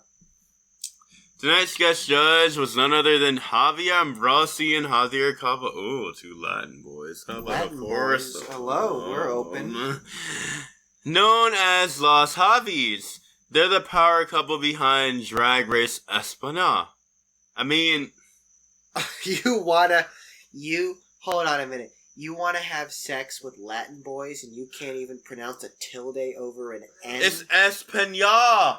It's España. Do you want to say the thing then? Do you want to say the thing? You repeat it. It's Drag Race España. Well, I don't know, because some people say España. Yeah, well, they're pronouncing it wrong. Well, I love seeing them bring their fun and unique energy to the panel. Like, the fucking Duolingo bird raked me in the ass so many times for getting my pronunciation wrong. Goddamn, Sue. Well, you have me learning French because you want to go to France one day. You're the one who chose to learn France, and you want to go to France someday. Don't pin that on me, honey. Well, where do you want to go, Matt? I'd love to go to Italy at some point. You want me to learn Italian? And then I can finally learn how, like, Italians talk.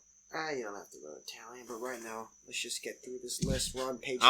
I'll tell, what, can we tell a Duolingo story, like, before we get this? Quickly. I actually want Matt to tell it, because you know more about it, because you started it first. Yeah, so we tried to teach ourselves second languages, but then life got in the way, so the Duolingo bird is out to get us right now.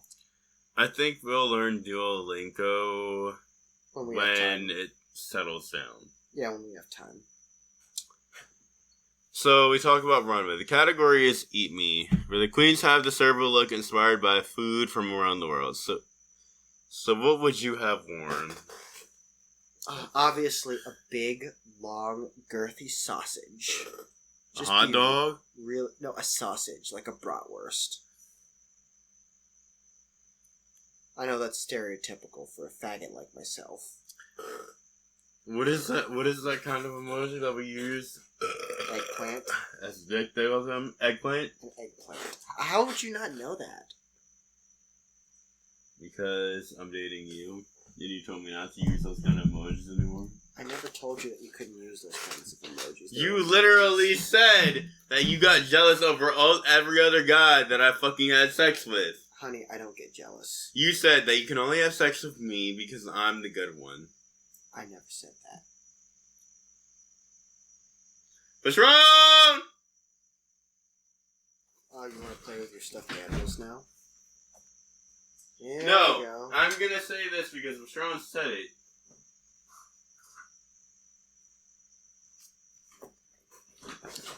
So did you say that my boyfriend Matt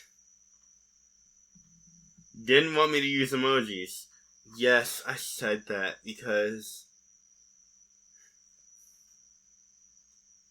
See, look at that right there. Patron is not a... Tell me the reason why.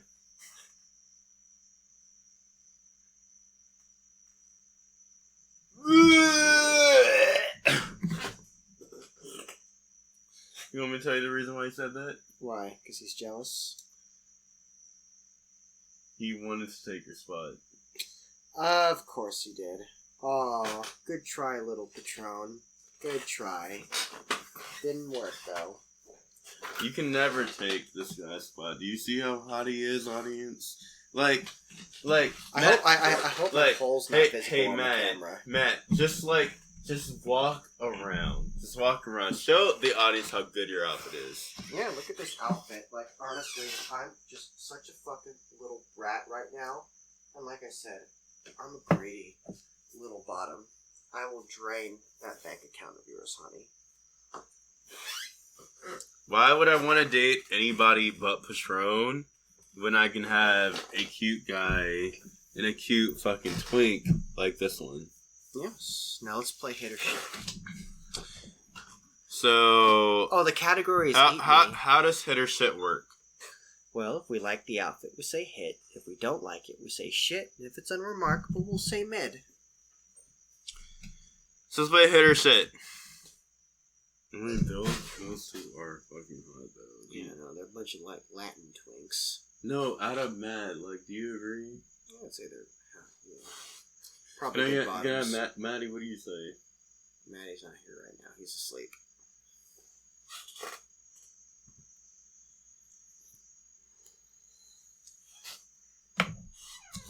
Okay, so we're starting with the runway with, I guess,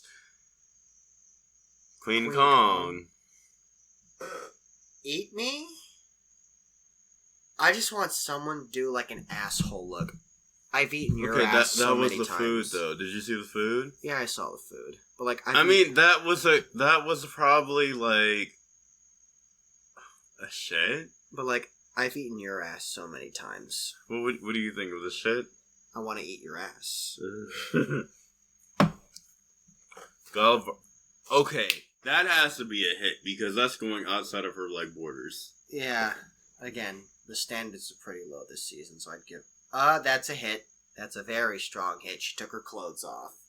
Now, there's that body confidence that I like. You go, girl. Oh my god, slay.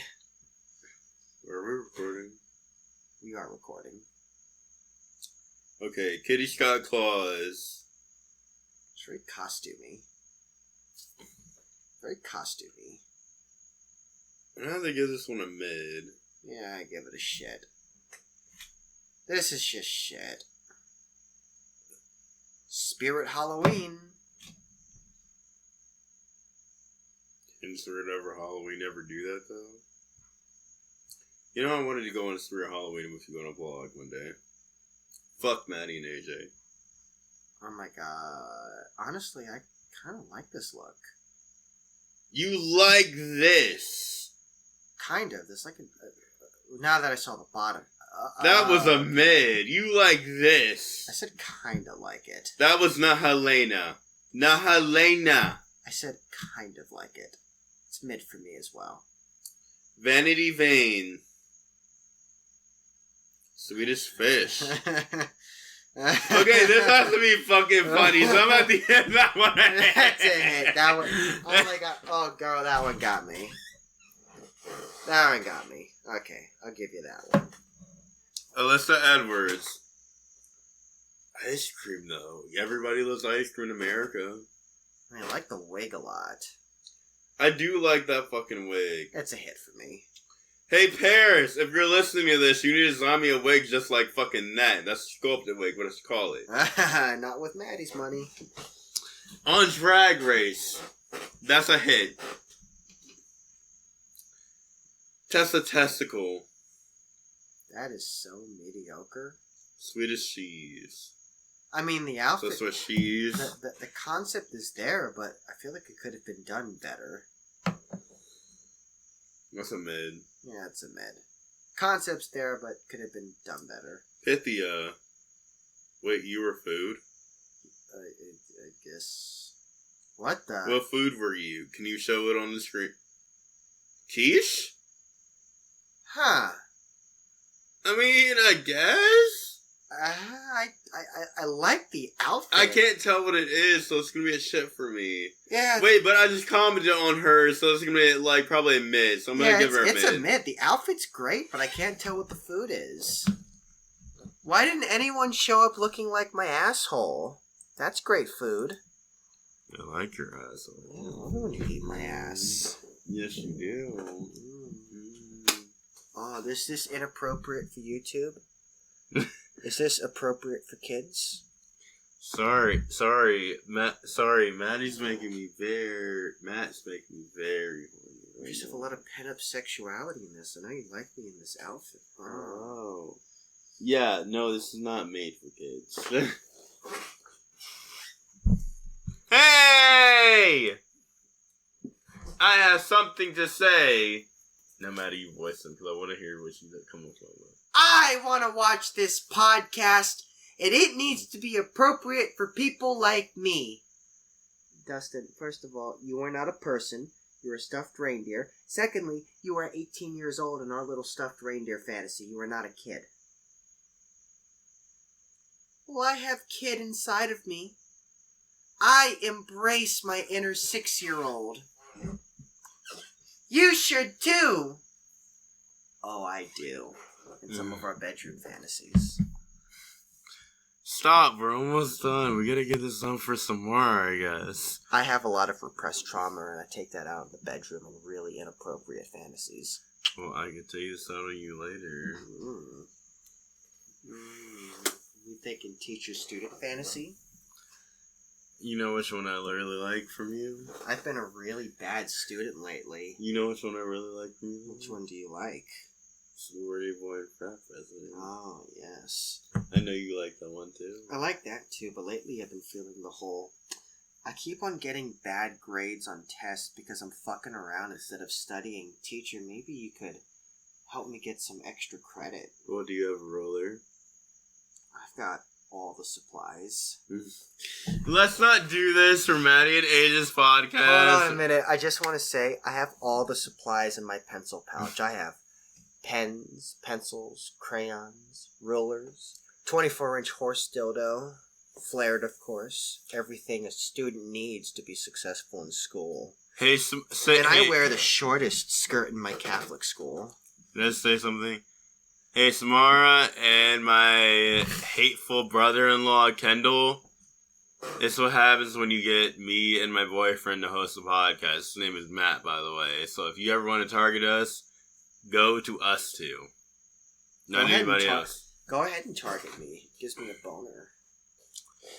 So, who had your super hit of the night? Who would you say? I'm gonna have to say,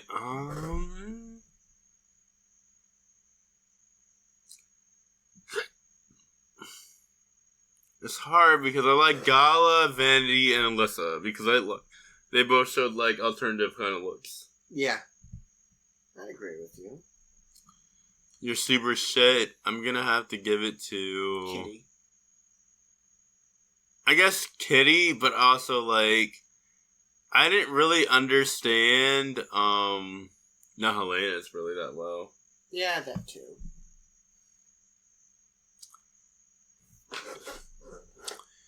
Now let's get into Untucked because the Queens had a lot to say backstage.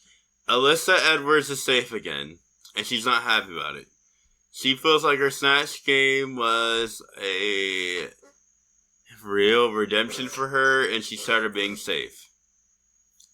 Sis, what do you think, Matt? I think Alyssa got exactly what she deserved. She got the exact placement she earned. But you said she was funny, though. Yeah, she was funny. So do you think she deserves to be safe? I think safe is fine. I think honestly, from seeing her Snatch Game performance, I didn't think she deserved to be safe. Because honestly, if we're gonna pick someone, I think she deserved to be in the top at least. Okay. I mean, she did a 5 out of 5. Did you see the Annie Oakley? Again, I think it was fine. So Pithy got the press critique of the season. The judges were absolutely floored by her performance. What do you think about that? Well, that's good. The judges liked her. I'm sure she appreciated the win. I think it's good when you get those critiques by the judges. I'm going to have to say this for Samara. Samara, can you say this? I think it's good when you get those critiques from the judges because I'm going to have to say, like, it's like, hey, Matt, can you read Mattie for just, like, 1 second? 1 second. What? Mattie, will you know when those queens get the, you were born to do drag? Oh, yeah, I'm sure that's a wonderful critique. How does that, like, okay, so if they said that to Kendall, how would that feel? Damn, what about all the other stuff in my life that I'm good at? That's insulting. I thought you liked drag, though. I like drag, but it's not the thing I'm most proud of in life. I think it's just because of things we should not mention on this podcast, but I'm going to say with Pythia, she really did good, and I'm proud of her, and she is one of my top 4. We have Kitty Scott Claus hoping she wins so she doesn't dishonor her entire nation. Oh my god, girl! What a fucking victim. You're from the UK. Alright? You're not gonna dishonor your nation. I think she's feeling that way because Diana was Princess of Wales from the UK. Again, you're not gonna dishonor the UK. So Matt, can you explain that? Because I don't know that point, so I just want to follow up with you, so can you explain that? I mean, I think she's putting the pressure on herself. She chose to do that, and I'm sure, she did a fine job at that, and she's probably amping up the drama a bit for television. I think, honestly, she can feel scared because it's like... I'm gonna let Samara talk. Is that okay, man? Like, dishonoring your country is more of an Eastern culture sort of thing. But can we let Samara talk? Because then you can follow up. Samara can talk. So, I guess with that, I'm gonna have to follow it up with... Okay, so what if... So Samara, you talk. Okay, so let me put this in my platform. What if I play Angel Hassman or Brandon Rogers or Taraji P. Henson, who you seen from Empire? Mm-hmm. She's Cookie. Okay. What if I think I did bad, but I didn't do bad? Well, then you'll find out when the judges tell you. Well, how can I prepare for that as a contestant? Well, you can prepare for that by familiarizing yourself with the lip sync song. If you feel like you did that. Well, can you tell me anything but the lip sync song? Well, then you just have to be confident in yourself that you did good. You did good. You did well. Just be confident. We also have Kitty hoping she win. We also have, I skipped this question because I am tipsy right now, audience. Vanity Vane. She doesn't feel like she's funny. Matt, can you bring this up? Because Yeah, so Vanity Vane doesn't feel like she's funny, and she feels like she's a boring-ass bitch. Is she being too hard on herself?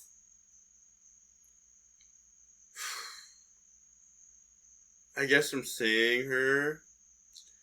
Okay, I'm gonna be honest right now. You were gonna before Matt responds. I've seen Sweden once. Now, Kendall doesn't like to watch the foreign season when it comes to when you're not in English. So I have to watch the foreign season and tell them how they did. I've only watched one episode, Matt. Mm-hmm.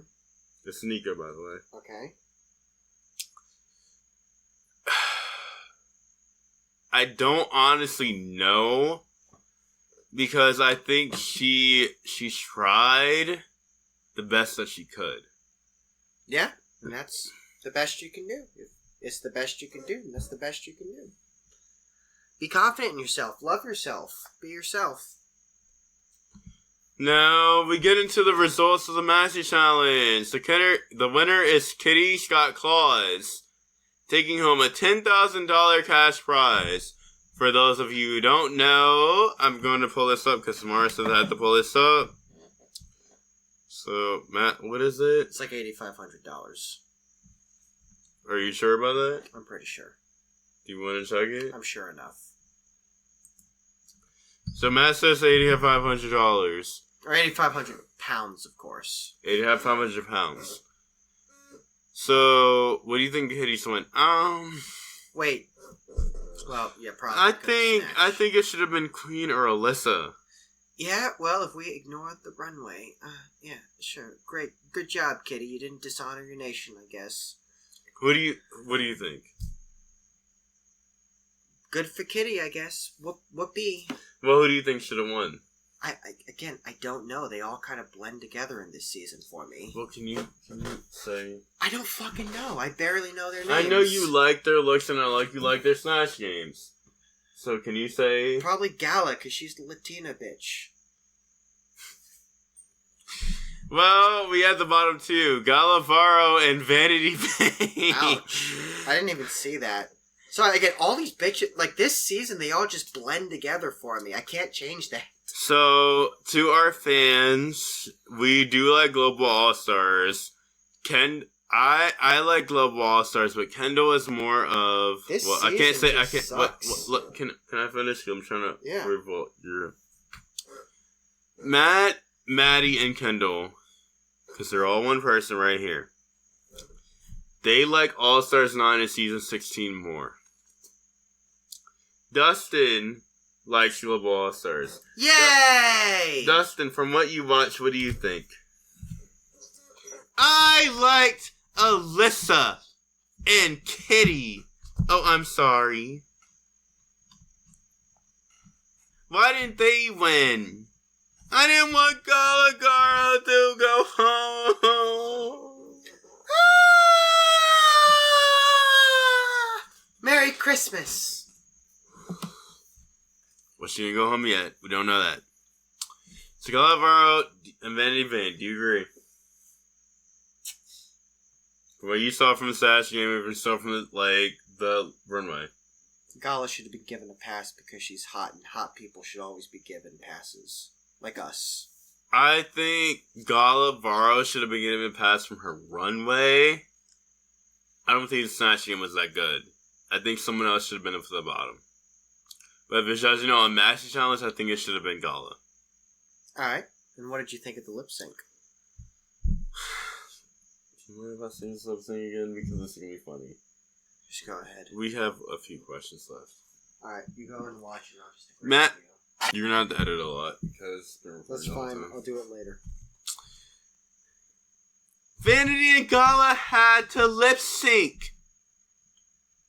Wait, I went all the way up to the top. Dustin, I'm sorry. If you move that one more time, I'm going to kick your ass. I'm going to put your clothes on.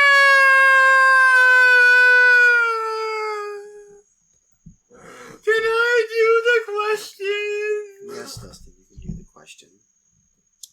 Vanity and Gala had to lip sync. Mana do do do do do. Mana do do do do. Girl, I am on 4 hours of sleep right now. It was by the Muppets. I love the Muppets. So. Oh my God, Dustin, you're. So it says. What did you think of the lip sync, Matt? Oh yeah, it was unique and funny.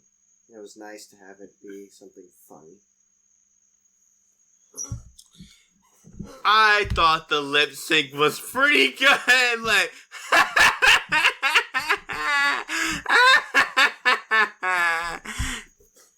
what did you think, Nico? Okay, come on, babe. You have to admit that was pretty funny. Yeah, it was funny. If I was more awake, I would find it more funny. Sadly, Gala Varo was eliminated. What are your thoughts on Gala Varo's elimination? No more Latina hole that I can ogle at.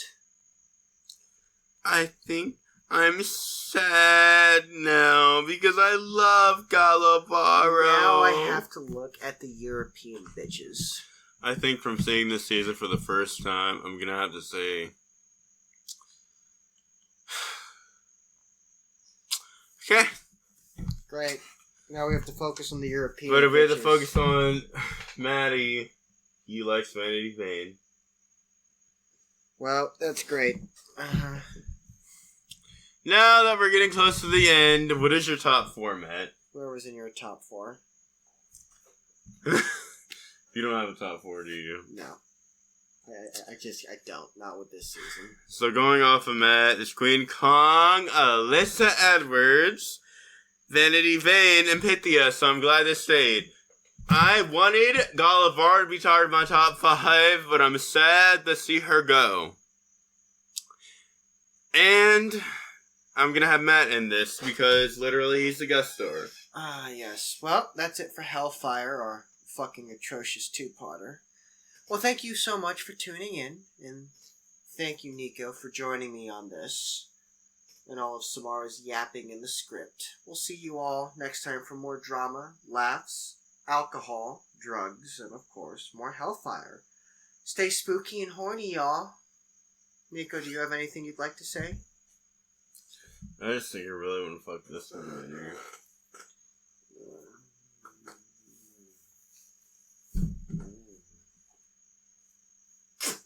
Fuck. But anyway, back to my fans. If you do want to follow someone, you can follow at Samara _Hex Di'Angelo. You can also follow her on TikTok, and also she's on Twitter as well. Kendall. So it's going to be Kendall. What is Kendall's Instagram handle? Oh my god, I don't keep track with that demon twink. God. But you can follow me at MATT00Hunter. And then for Kendall, if you're so inclined, it's Kendall00HD. But yeah, make sure to follow us, like and on comment. Instagram, of course. We'll comment. We always like to like, comment, and like repost on our Instagram, Twitter, and TikTok. I won't be on because I'm not a drag artist. I've led that on to Sam and also Samara now. I used to be a go-go boy, but now I'm leading that on too. Do you want to mention what you do? Yes, I'm a slutty twink and a go-go boy myself. But we're going to head off now. Well, we still have something. Should we get people to follow you? I already mentioned my socials. Well, can you mention that you're a drag king and you're also a designer? Oh, yeah. The Kendall part is the drag king, and I also design outfits. If you guys want to follow us, make sure to follow Mattie B Designs. I will be tagging it after this episode, and I will also be making sure to tag Matt's socials as well as Kendall's as well. But let me ask this, because this is the fish behind Drag King Kendall. Will Kendall be next this week? Maybe. It's a mystery. Kendall? It's a mystery. He says it's a mystery, so we'll keep that in suspense. Well, goodbye, guys. No! I I'm going to say Merry Christmas. I love Christmas so much. It is the best holiday. And if you want to see me and my best friend on a podcast again, follow Samara, because I'm going to be on the podcast soon. Yay!